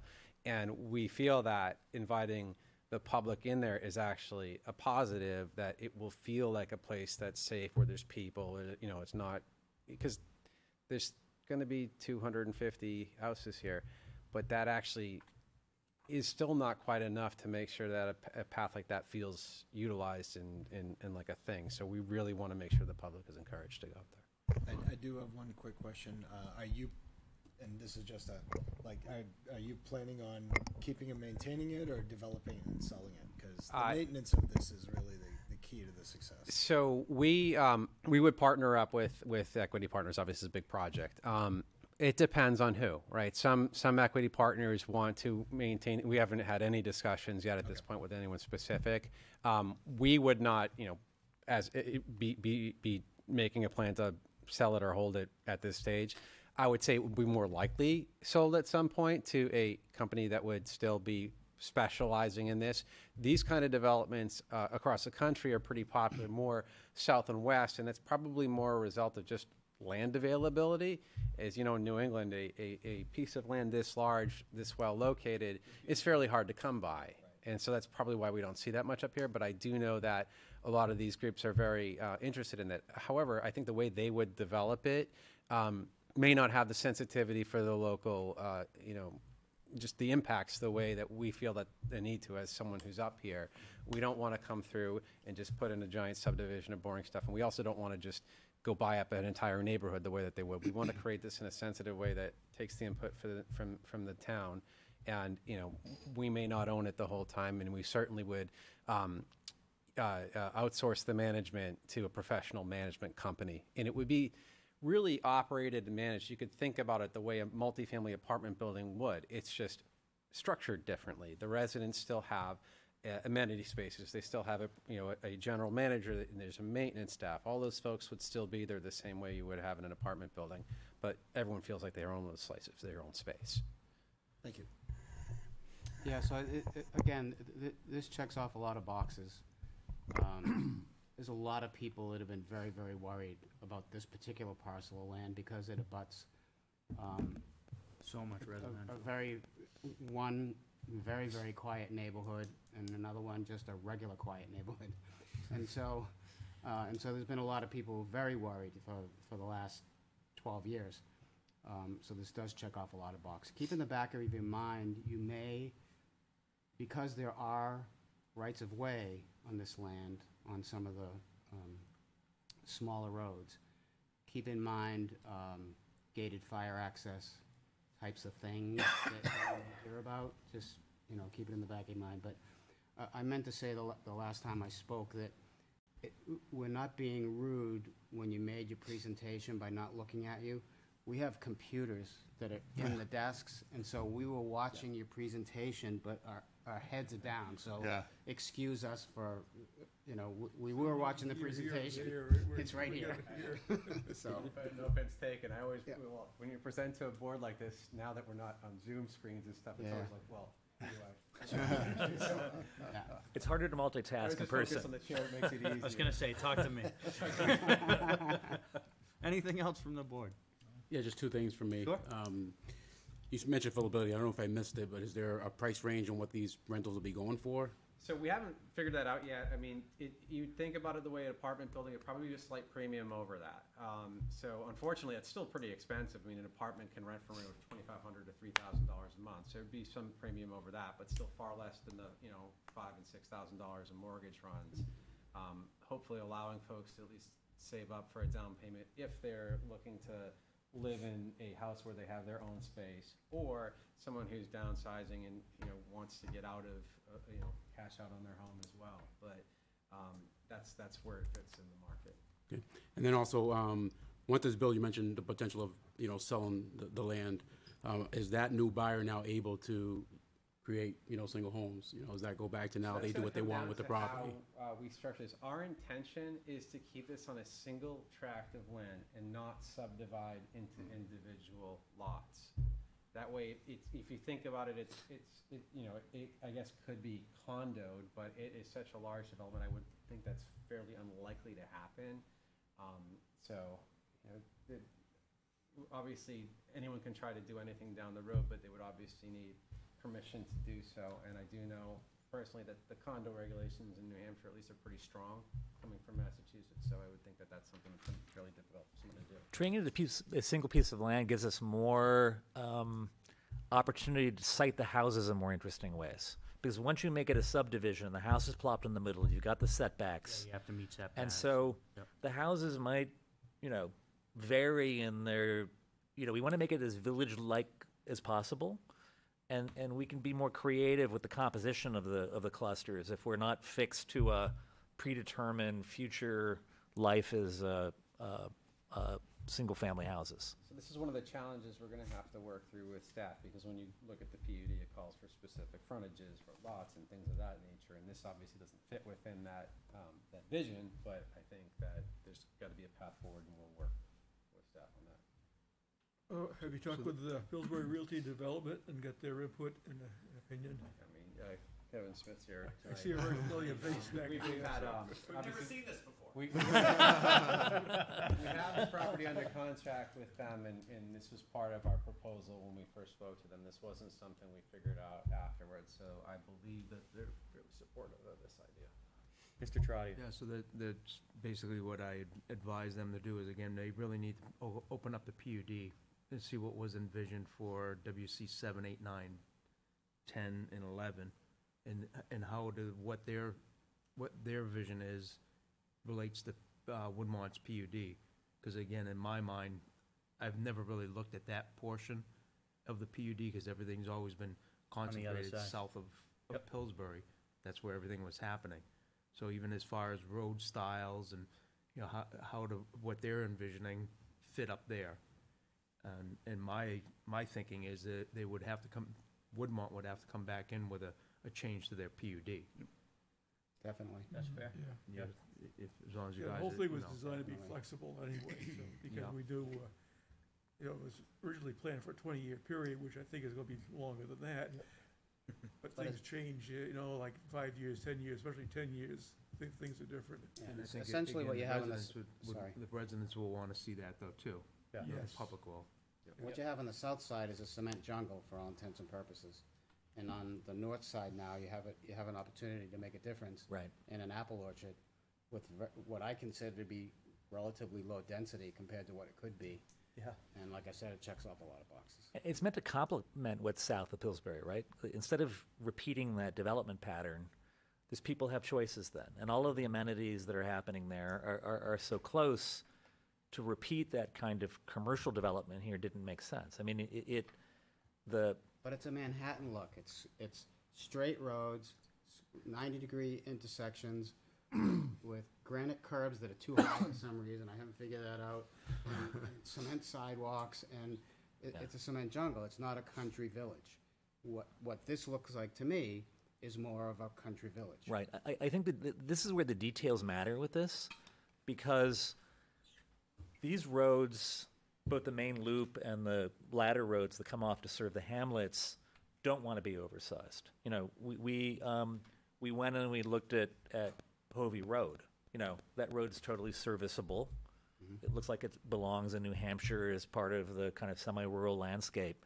That's the vision that we have for the roads here, not wider roads with continuous sidewalks. We're moving that amenity into the inner loop and creating a different kind of amenity. So I think when we look at this and talk about it, we're going to have to be very careful about emergency access. I agree about access for emergency vehicles, even from the side, from Hovey for sure, with a gate. But we want this to be as indigenous looking as possible, right? And that means we're going to need to get the dimensions right of all of the pieces. Well, and the issue that you're gonna have is you're gonna have to massage your philosophical cartoon drawing with the town regulations that they're gonna be in conflict for sure. Right. Absolutely gonna be in conflict. Right. Because town regulations want 6-foot sidewalks and 84-foot wide roads. That might be an exaggeration, but it wants for a lot more than this country road vision, right? Right. So you're gonna be in conflict, and it's gonna take some massaging, and it's gonna take some work, you know, with staff. Right.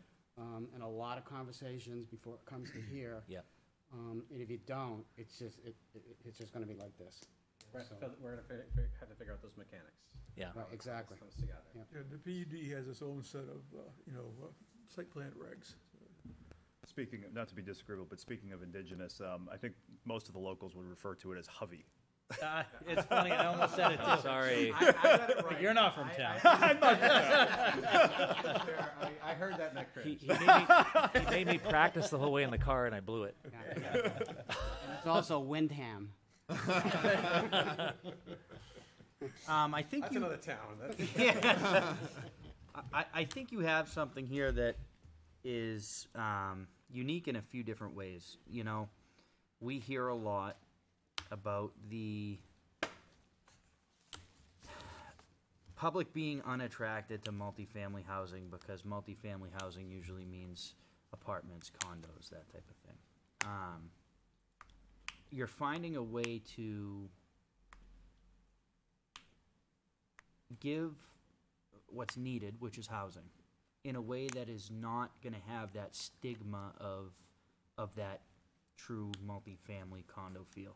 I think Mike and I have talked about something like this, you know, in passing conversation of the, you know, cottage court type feel. I think it's a huge thing that is missing around here that gives us an opportunity to maybe provide in this case it's rentals, but smaller homes that aren't these massive 4-bedroom, 5,000 square foot homes. I think there's a real demand for that nobody's really meeting, and I think it's much needed in helping not only people stay in Londonderry. In term, you know, when people think age friendly, they always go to the elderly. Age friendly, they always go to 55 plus type thing. I think there's a real demand for younger people, and this gives them the opportunity to come into town, which is what I like. I think you have a lot of work cut out for you. I think there's a lot that you're going to need to do within the PUD, as John was talking about. But I think if it's done right, you have a project that can get supported. I would emphasize that coming to this, going back to the cottage court feel of a smaller home, not 4-bedroom homes. To your point, you've said 2 or 3 bedroom homes, but I think the size of these homes is very important in that they're not too big, because then you're going to drive out the affordability of what I think you're trying to give here. I think they need to be really well laid out too. The houses, I think, absolutely. I think smaller houses with really good layouts that are very thoughtful about a mudroom when you come in, like the kitchen's in the right place, the layout makes sense. So I think we can make this marketable, but they don't have to be like mini McMansions, right? And I think the cottage court analogy is right. You could think about this as 6 cottage courts, but somewhere between a cottage court and like 6 little villages around a common or a green. And that, and I think the scale is going to be very successful. The other thing I wanted to point out relative to that is that inner loop walk isn't just about being in nature, but that walk is going to give you a view into each of those commons as part of the walk that you take. And that's more interesting than just walking in the apple orchard. So if you, in the mind's eye, if you imagine what that loop walk would be like, you're going to look into one group and maybe some kids are playing on one of the lawns, and then there's some fire pit action, because that's what people do now, an Adirondack chair. I think that walk is going to be interesting socially, in addition to just being with nature too. So we're excited about the concepts. I think the challenges are the regulatory process, the PUD, how we very rigorously reference it and be clear with you about where we want variances, where they don't add up to what we want to do. And then I think, again, the design of the paths and the roads themselves are as important as the houses to get the feel right. I agree. One concern I do have is what's there now. I understand that you're trying to preserve what is there to a degree, but there is so much overgrown. I was thinking about that on my way in. What is the solution to that?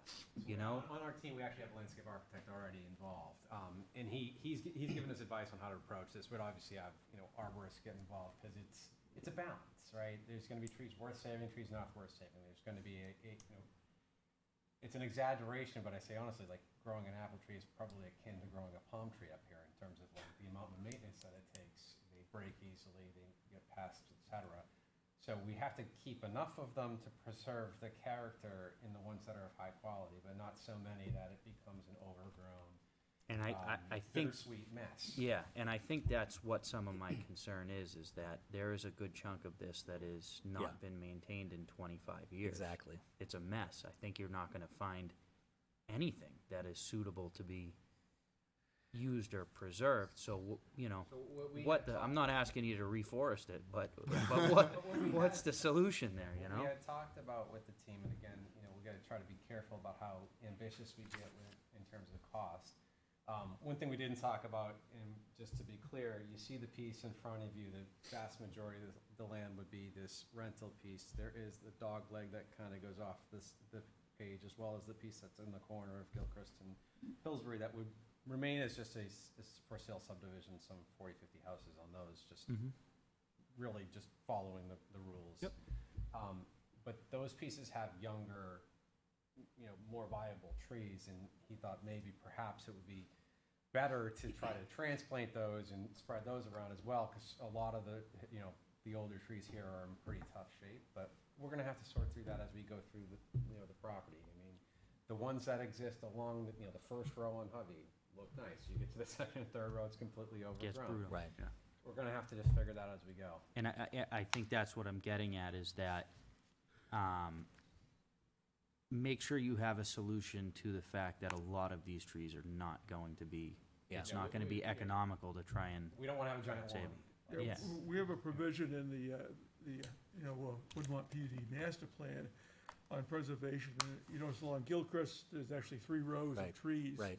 That's part of it. We want 1 row of tree there, possibly 1 row on Hovey. Yeah. And we know apple tree has a finite lifetime, and then once it passes, the provision there is to replace in kind, like with a flowering apple. It doesn't have to bear apples or anything. As long as it's flowers and kind of, you know, looks pretty in the springtime. Yeah. You know, because I know that along Gilchrist, when they're all flowered out, it's beautiful. I think that presents also an opportunity for development like this versus one that's a group of 200 different owners versus a single point of contact that, you know, when you establish conditions of any sort of permit we get, those can be enforced with one entity that you can hold accountable that, you know, I think that presents an advantage to being able to make So, rules like so that. before you leave today, I would suggest that you introduce yourself to the lady against the wall. Her name is Margie Bedoy from Conservation Commission. Y'all are gonna be on a first-name basis, probably on a daily basis. So make sure you introduce yourself before you leave. Just saying. Anything else from the board? Mr. Smith? Kevin Smith with Pillsbury Realty.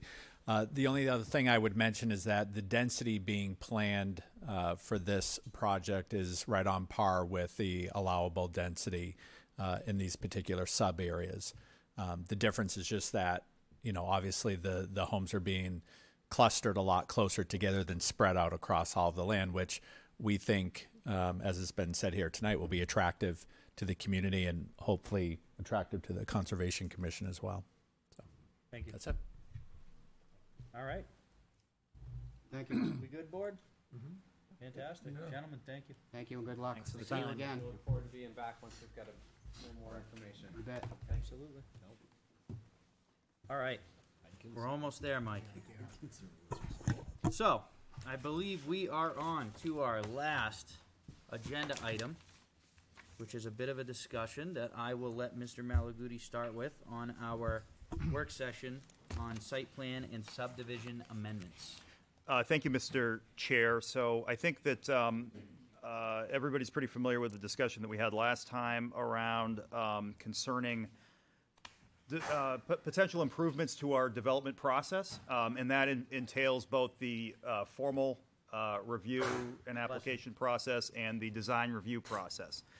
I won't get into all of the details of that lengthy discussion, but I think that one of the items that was identified as a potential area that would yield benefits if we could figure it out is, you know, ensuring that that the third-party review takes place in a way and within a time frame that allows the staff to then have a meaningful review and to get the board information for its consideration in enough time for that consideration to be deliberate and not rushed. And so I think that based on the discussion that occurred here, it was agreed that a contingent of us, staff and board, would meet with our third-party engineers, third-party reviewers, Hoyle Tanner Associates and Stantec, to discuss this and to see if there may be an opportunity that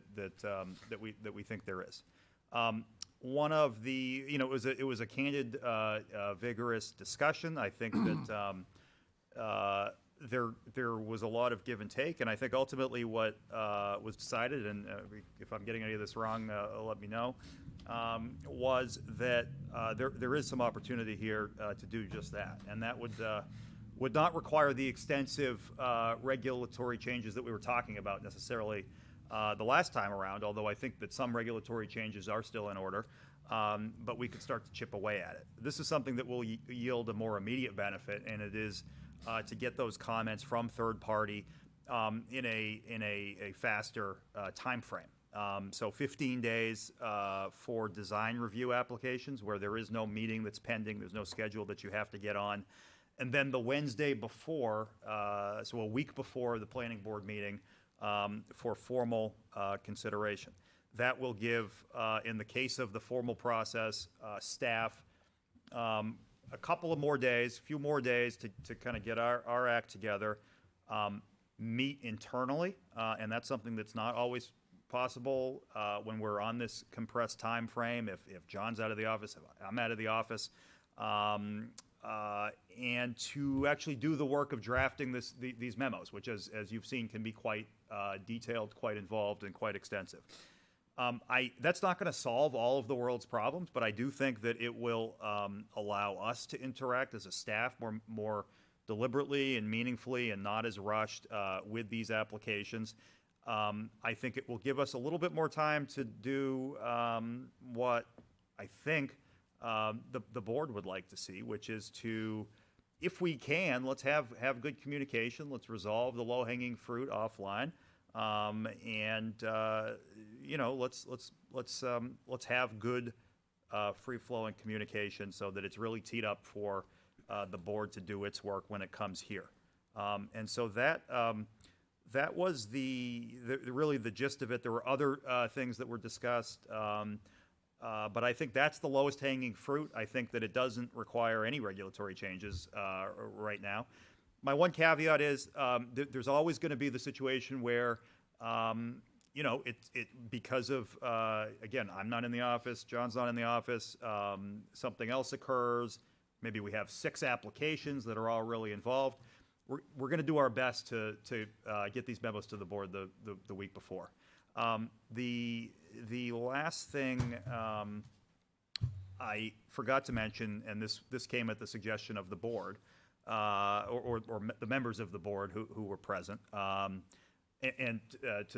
Tony's always urging me to just be really clear and make sure there was no quorum.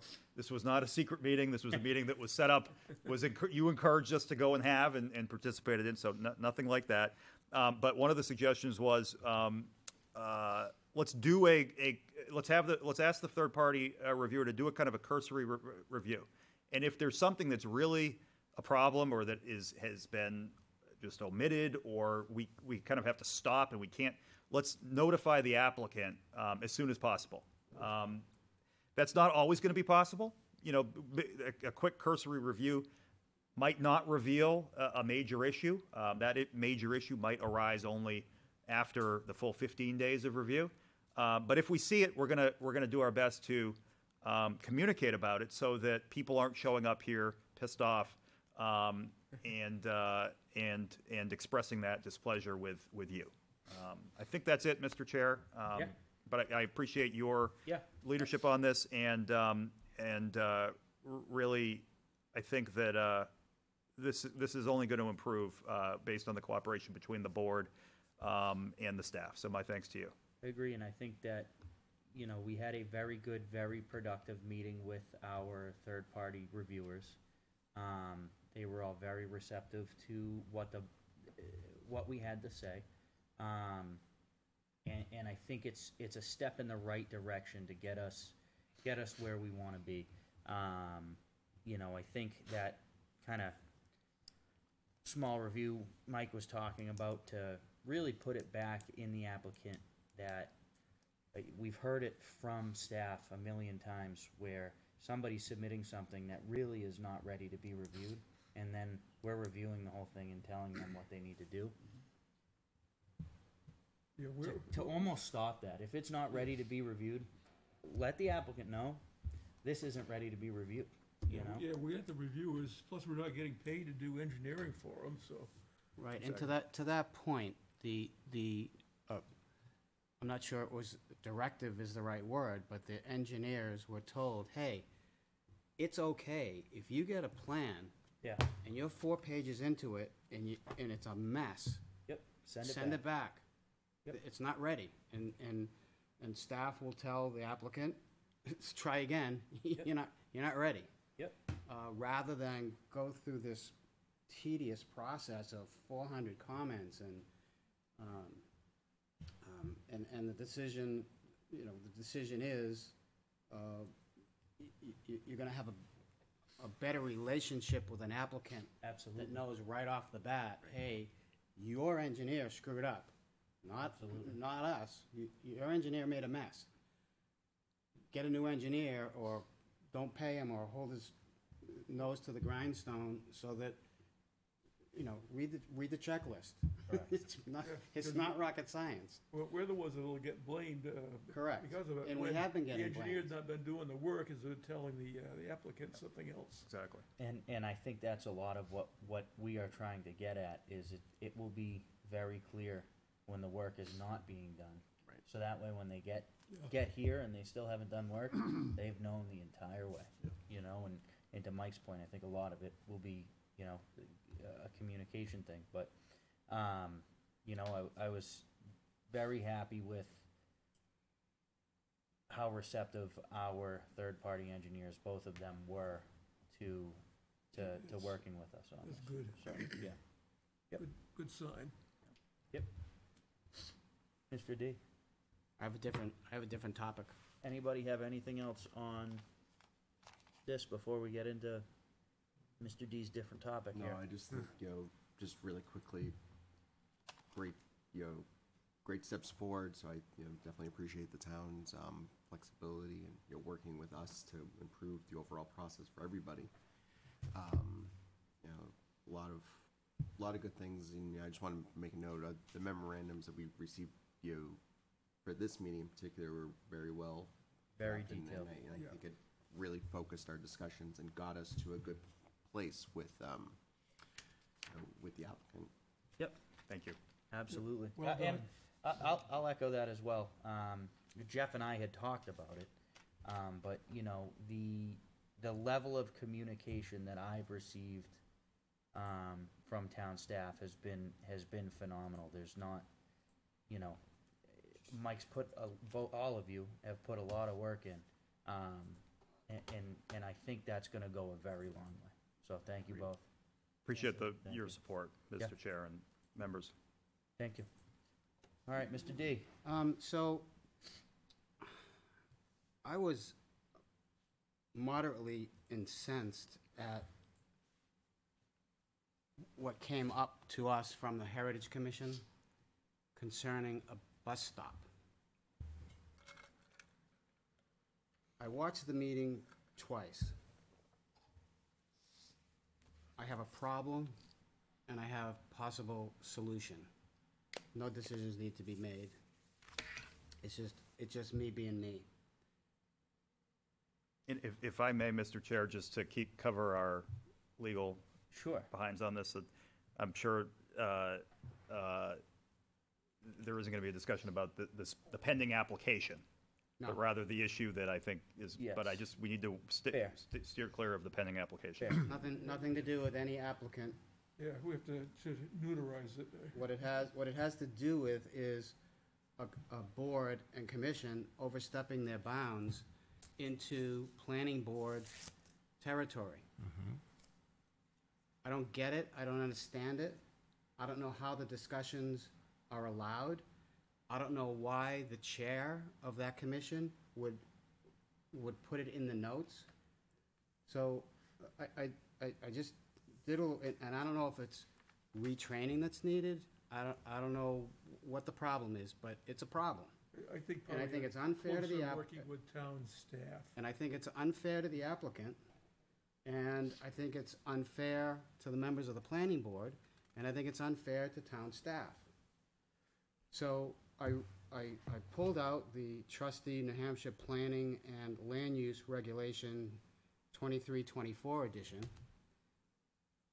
There should be another one coming out soon, I hope. 674:44-A, a Heritage Commission may be established in accordance with RSA 673 for the proper recognition, use, and protection of resources, tangible or intangible, primarily man-made, that are valued for their historic, cultural, aesthetic, or community significance within their natural, built, or cultural contexts.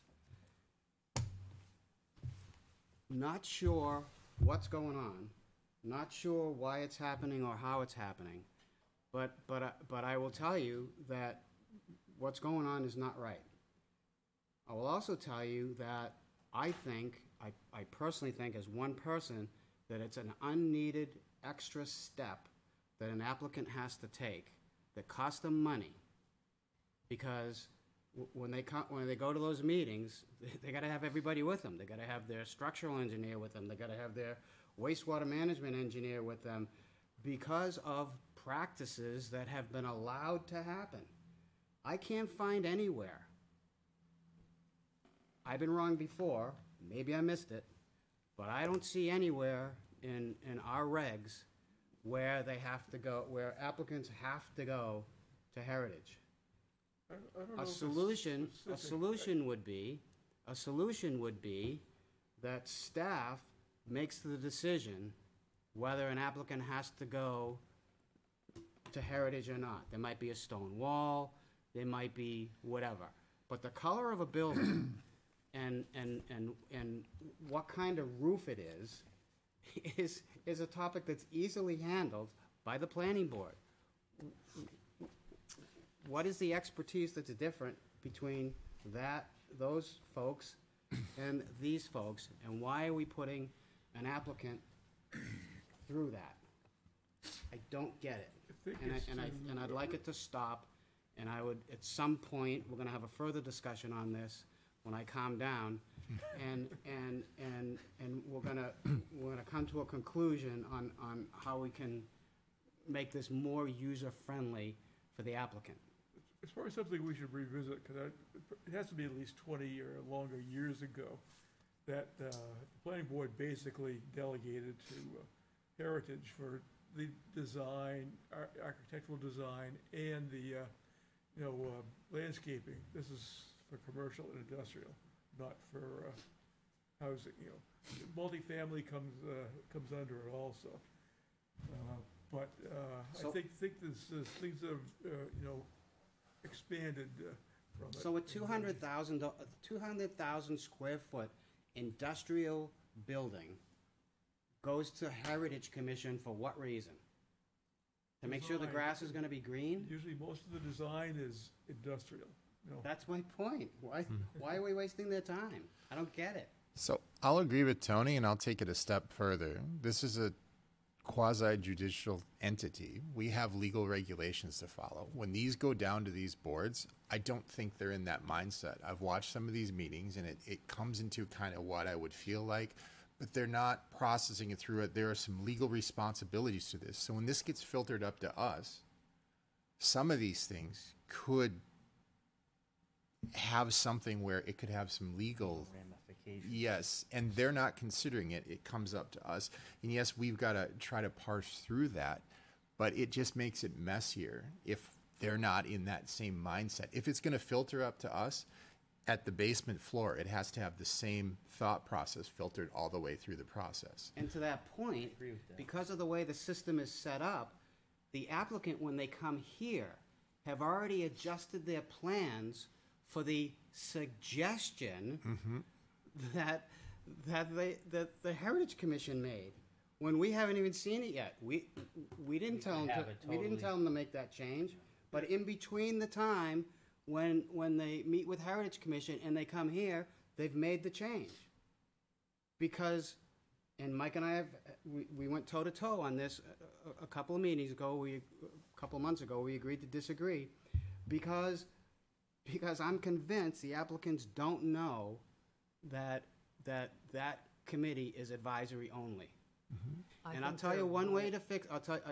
Sorry, let me finish the thought. I'll tell you another way that could fix it is the applicant goes to Heritage and pleads their case, and you do it like ZBA does it. They plead their case. Thank you very much. Great presentation. Now, the Heritage deliberates. They write their notes. Hey, you know what? I'd like to have a green roof. No, I want a blue roof. Or what's the consensus? All right, let's make it have a red roof. And then they take the notes and they send it to planning board. Right? The applicant didn't necessarily hear it, see it, or whatever. Now there's notes. Okay, we look at the notes. Mike puts it in the file, or whoever it is at the time, whatever month it is, puts it in the file. We look at it. Oh, okay. Conscom said this, and this. Heritage said this, and this. All right, let's look at the roof color. Let's look at this. Let's look at that. Now the applicant doesn't feel like they're bound or being held hostage by a committee that's advisory only. And even if the applicant knows that they're advisory only, they're not going to take the chance, right? So even if the bus stop thing comes up, right? It's planned They're not going to extortion. be like, you know It what? is. I'm not going to Really add is. it because it's advisory only.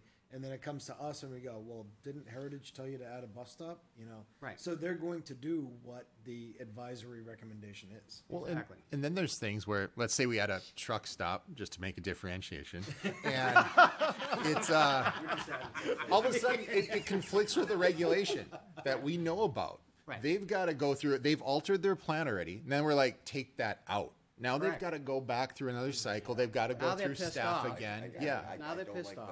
the- Yeah. I agree. I don't like the back and forth going back, the ping-ponging between. Right. We gotta boards and keep commissions.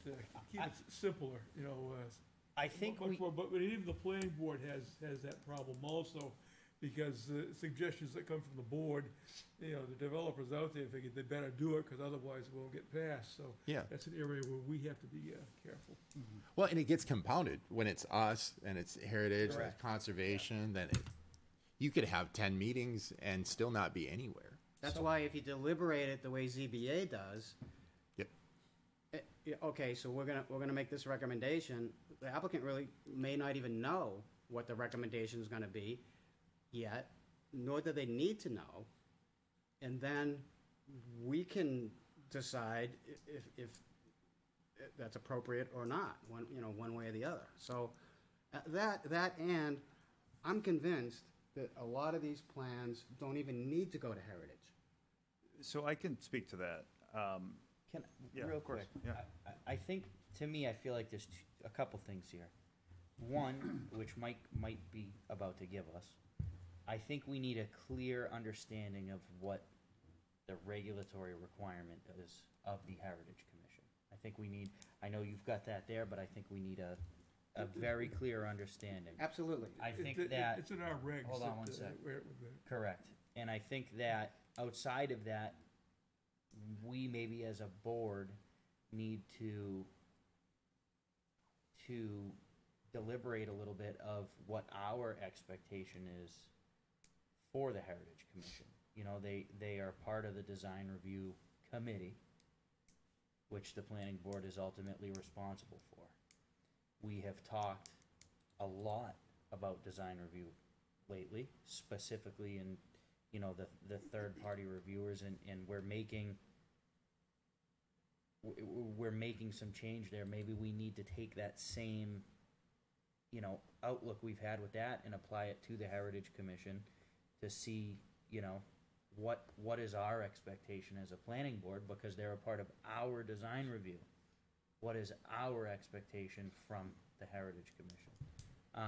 I do think, I think this might be where you and I disagree a little bit. I do think that the Heritage Commission plays a huge role in the aesthetic of the community. I think it's a very important role. It's kind of a strange slippery slope because we don't necessarily have these very specific regulations for how something looks. But I do think it is very important that there's good input from somebody of what the expectation is going to be, so we don't have developers with free reign of what they think they'd like to. And again, I think that's where you and I disagree.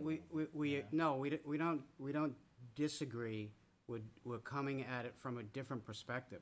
Yeah. What I'm saying is, there's, in a good day, there's 12 members of this board Yeah. that can say red or green, Yeah. just as easy as Heritage can, when Heritage is supposed to be protecting churches and rock walls and whatever. Yeah. This land use board, quasi judicial, has the depth of knowledge. Correct. And the years of experience in the town to be able to do that. Correct.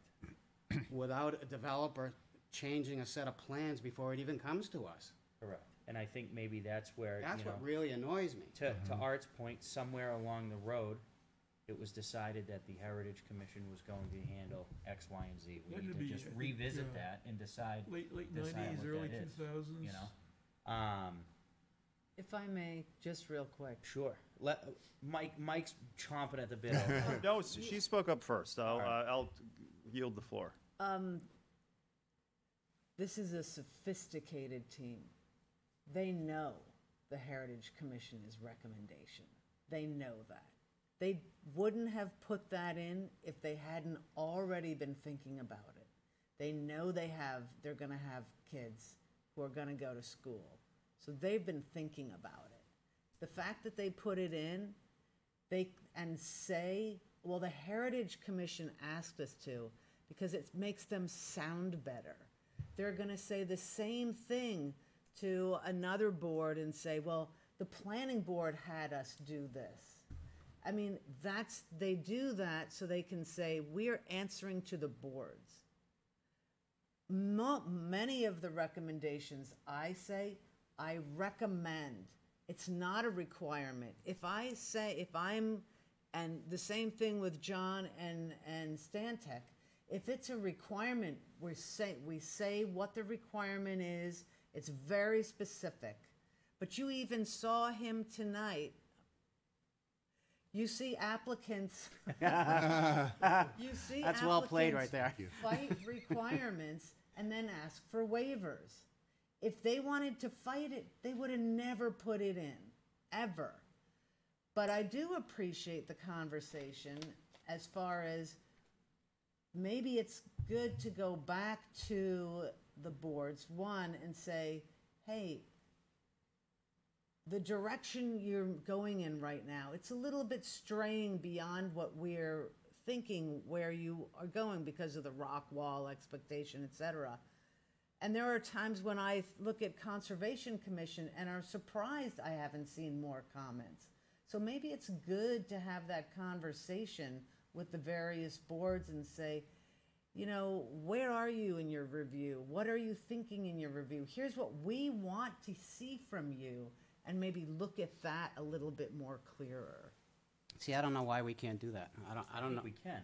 You know, again, I think it needs to start with understanding what the regulatory requirement is, then having a full understanding of what has been practice of the expectation and deciding if there needs to be an adjustment to that. I think that, you know, it's always been used as, by the time they get to the planning board, they're good to go and there's no more changes that need to be made. So they're part of that design review. I've said it a million times, and I will continue to say it. I think a tool we are missing is, instead of having this commission, should it be something that is more you know, a representative of the Heritage Commission or a representative from the planning board discusses aesthetics in the design review phase, so they can say, I will tell you right now, the planning board is not going to like this, or I think the planning board will like this. I think you get So you can serious have a statutory decision- issues decision with now. that one. I know. I think you do. I think there've been 2 times that the planning board basically has overruled the heritage, or what the heritage had recommended.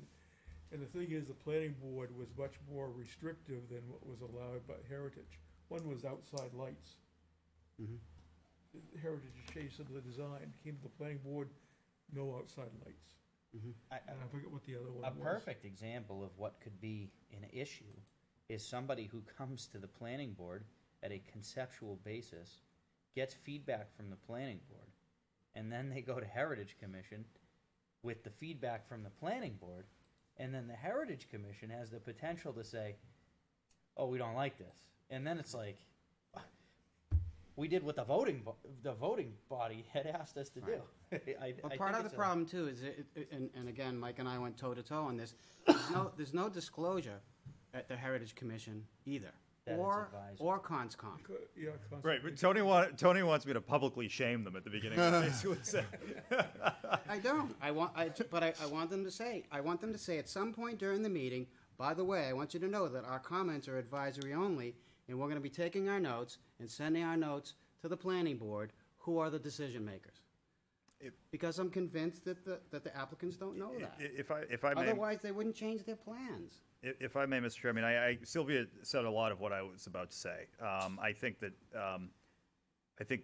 and you hit on it as well. I mean, the reason that they're at Heritage is because we just list Heritage as part of the design review process, and we don't set parameters for what that looks like. And add to that we don't we do not regulate color, texture, aesthetic for the most part. I mean, we can. Municipalities do. Portsmouth does that. Other municipalities across the state do that. I'm not sure that we want to be in the business of regulating those things. But to Sean's point, we have advised I think this board in the past and Heritage. I hate, we can't be talking about those things in that fashion, because that is going to set us up for liability. I think that the lookbook is something that has just kind of fallen to the bottom of the pile a little bit. That is really going to be helpful. But I do think that it would be beneficial for this board, because it is responsible for the design review process, to set those expectations, as Sylvia suggested. Do a joint meeting, or some other interaction. But I do think that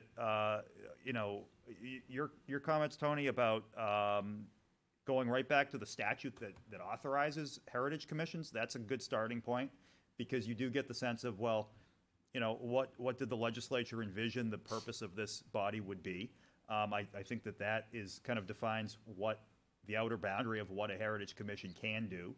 I think that in Londonderry, the Heritage Commission is also the Historic District Commission, and this is something that Dr. Ellis has talked about in his letter, I think, to the board. Is he agrees with you, by the way, based on my understanding of his letter that I think I circulated recently, that there is a lot of misunderstanding about these topics, and things maybe have gotten a little bit muddled, and it's worth having a refresher.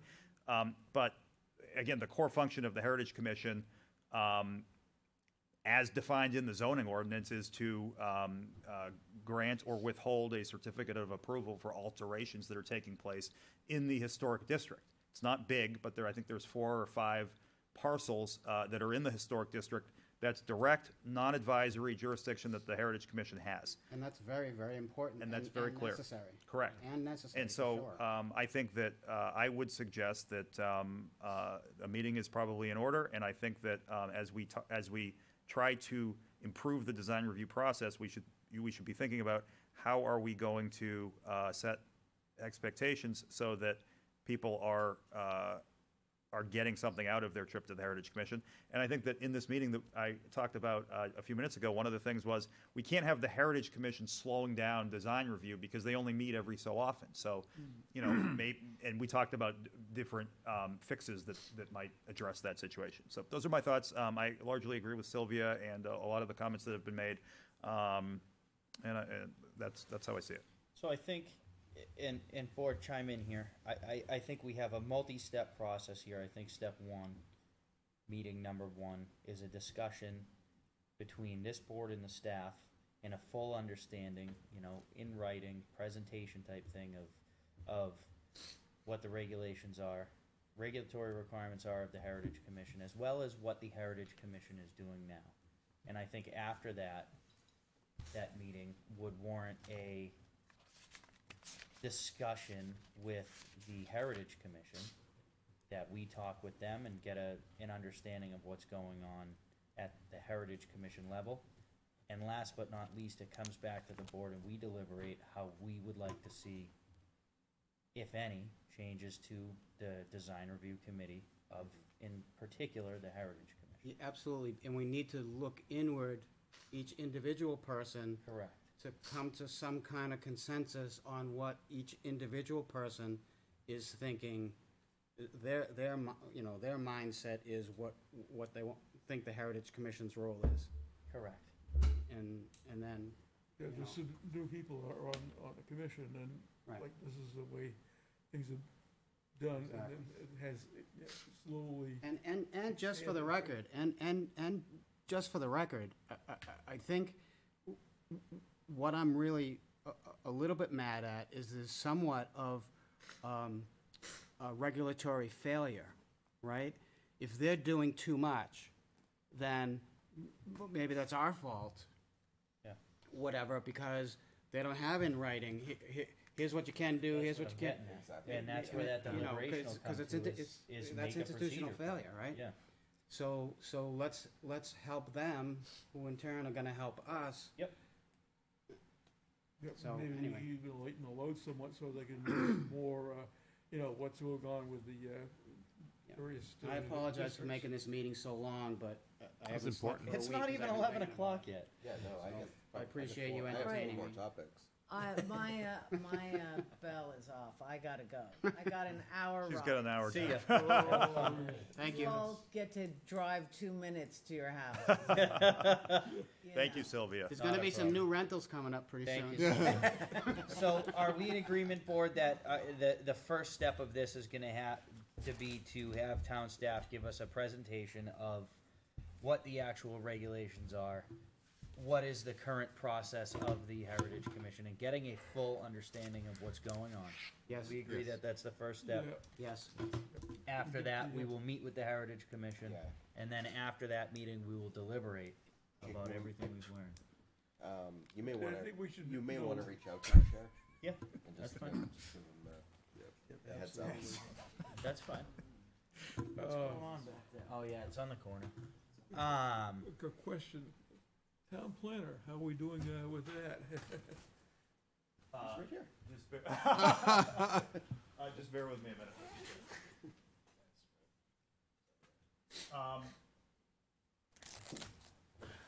Technology. Yeah. Okay.